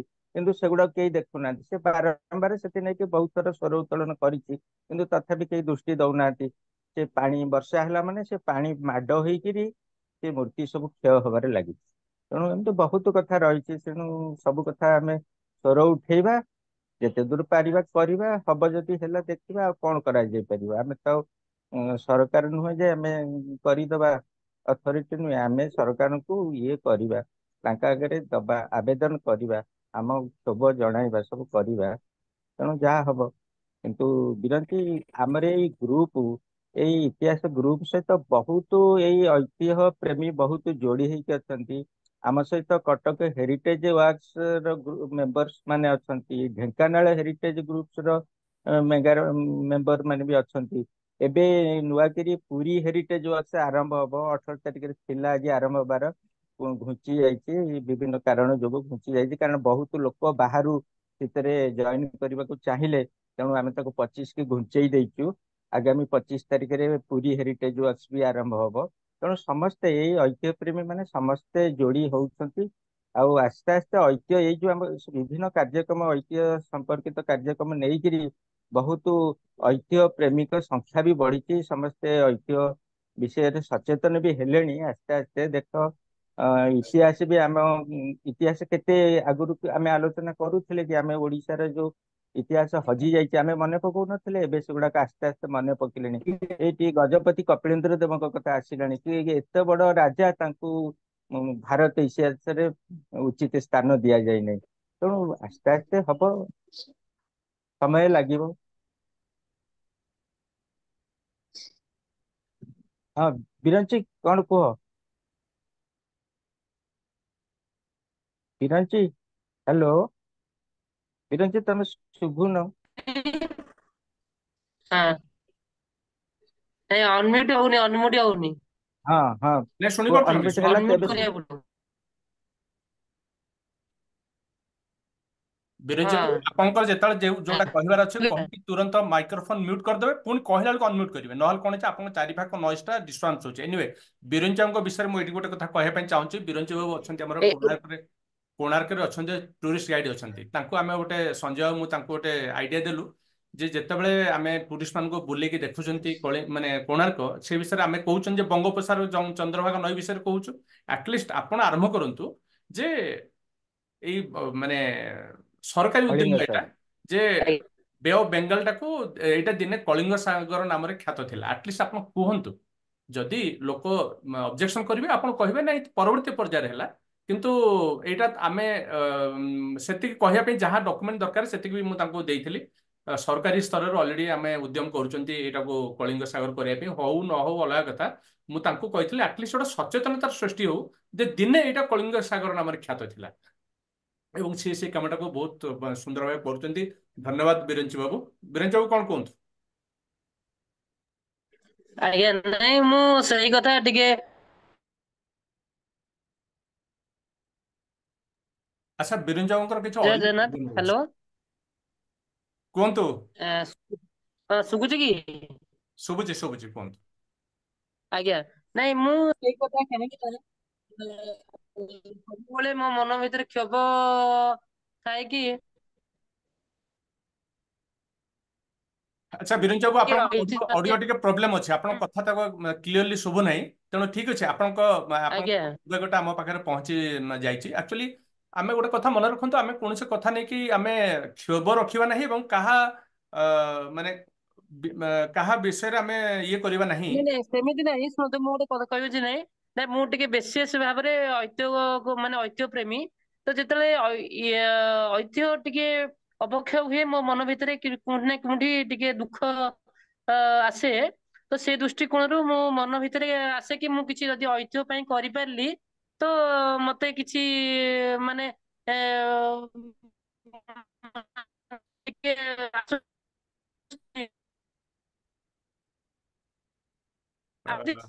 କିଛି କାମ ବିରଞ୍ଚି ବାବୁ, ଆପଣଙ୍କର ଅଡିଓ ବିରଞ୍ଚିର ଟିକେ ନେଟୱାର୍କ ପ୍ରୋବ୍ଲେମ ଅଛି। ପ୍ରୋବ୍ଲେମ ଅଛି, ନେଟୱାର୍କ ପ୍ରୋବ୍ଲେମ ଅଛି, ପ୍ରୋବ୍ଲେମ। ବରଂ ଆପଣ କୁହନ୍ତୁନି, କାରଣ ସେମିତି ଇଏ ହଉନି, କଥାଟା ଆପଣଙ୍କର ଆସୁନାହିଁ। ଠିକ ଅଛି। ତେବେ ଆଜ୍ଞା ଏଇଟା ଗୋଟେ କଥା ମନେ ପଡୁଛି, ଇଂରାଜୀ ଗୋଟେ କଥା ଅଛି, be the change you wish to see. ଯଦି ଆମେ କୌଣସି ପରିବର୍ତ୍ତନ ଦେଖିବା ପାଇଁ ଚାହୁଁଛନ୍ତି, ଆମେ ନିଜଠୁ ଆଗେ ଆରମ୍ଭ କରିବା। ସେଇଟା ଆମ ପାଇଁ ବି ଗୋଟେ ଇଏ ହଉ, ମାନେ କଳିଙ୍ଗ ଇତିହାସ ବିଷୟରେ ଯେତେବେଳେ ଚିନ୍ତା କରିବା, ଆମେ ସେଇଟାକୁ ଆମେ ପ୍ରଥମ ଭାବିବା, ଯୋଉ ଚେଞ୍ଜଟା ଆମେ ଦେଖିବା ପାଇଁ ଚାହୁଁଛୁ ଆମେ ନିଜେ ସେଇଟାକୁ ଆରମ୍ଭ କରିବା। ସେଥିର ପ୍ରଥମ ସୋପାନ ହଉଛି ଯେ ଆମେ ନିଜେ ଇତିହାସ ଚର୍ଚ୍ଚା କରିବା, ଅନ୍ୟମାନଙ୍କୁ ସେଇ ଇତିହାସ ଚର୍ଚ୍ଚାରେ ଭାଗ ନେବା ପାଇଁ ଆମେ ପ୍ରେରିତ କରିବା। ଆଟଲିଷ୍ଟ ସେତିକି କରିବା। ମୁଁ ଭାବୁଛି ଆଜି 8:36 ହେଲାଣି, ଆମେ ଆଉ ଏଇଟାକୁ ମାନେ ପ୍ରଲମ୍ବିତ କରିବା ନାହିଁ। ତେଣୁ ମୁଁ ଅନୁରୋଧ କରିବି ସଞ୍ଜୟଙ୍କୁ, ସେ ଏହାର ସମାପନ କରିବେ।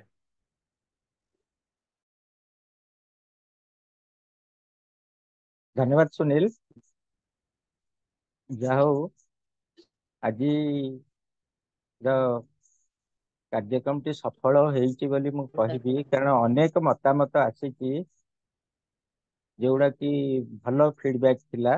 ତେଣୁ ସେଗୁଡାକ ଆମେ ଭବିଷ୍ୟତରେ କାର୍ଯ୍ୟକାରୀ କରିବା ଏବଂ ସେ ଟପିକ ଗୁଡାକ ପୁଣି ନେଇକରି ତାପରେ ବିଶେଷଜ୍ଞ ମାନଙ୍କୁ ଟକ୍ ଶୁଣିବା। ତେଣୁ ଆଉ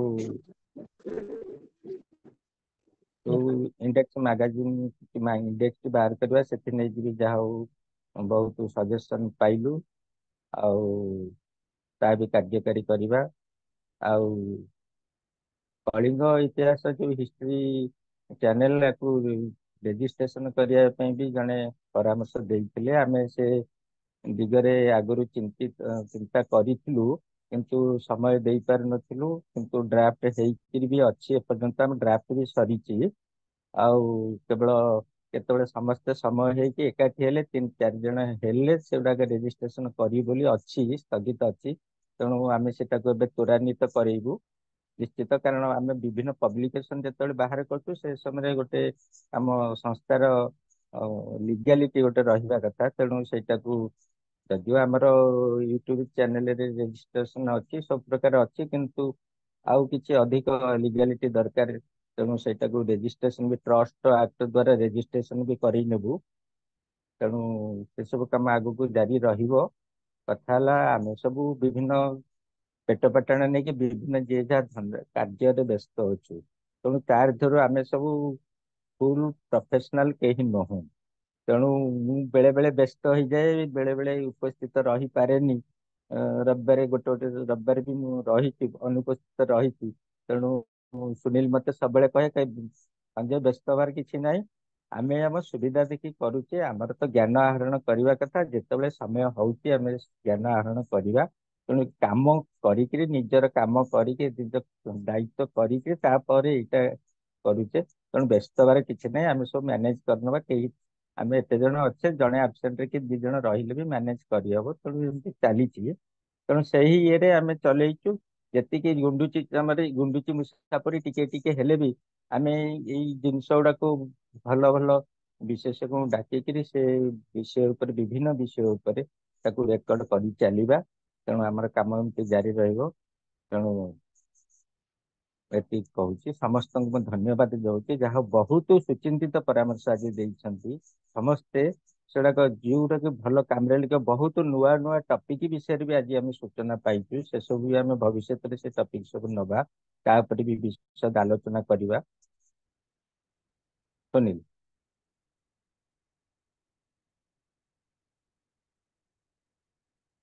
ଅନମ୍ୟୁଟ କରନ୍ତୁ ସୁନୀଲ ଭାଇ।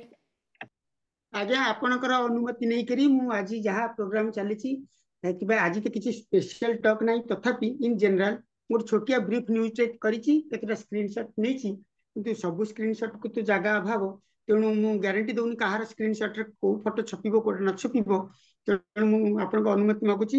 ଲେଖା ଲେଖି ସାରିଲେଣି, ଆପଣ କହିଦେଲେ ମୁଁ ପ୍ରେସକୁ ପଠେଇଦେବି, କାଲି ପରଦିନ ଭିତରେ ବାହାର କରିଦେବି। ଆଜ୍ଞା ଆପଣଙ୍କୁ ଅନୁମତି ଆବଶ୍ୟକ ନାହିଁ। ଆପଣ ହଉଛନ୍ତି ଆମର ତାମାନେ ଅଘୋଷିତ ମାନେ କଣ ପ୍ରେସ ସେକ୍ରେଟାରୀ ବୋଲି ଭାବନ୍ତୁ। ନା ହେଲା? ପୁରା ମୁଁ ଗୋଟେ ଆମେ ପେଜ କୃତଜ୍ଞ। ପୁରା ଲେଖିଦେଇଛି, ଆରେ ବା ପୁରା ଆରେ ବା ବର୍ତ୍ତମାନ ଆରେ ଲେଖି ବା ସାରିଲେଣି। ଆରେ ମୁଁ ବା ଫଟୋ ବି ଆରେ ବା। ନେଇଯାଇଛି, ଆପଣ କହିଦେଲେ ମୁଁ ପଠେଇଦେବି ଆମେ କାଲି କିମ୍ବା କୃତଜ୍ଞ, ଆମେ ପରଦିନ। କୃତଜ୍ଞ।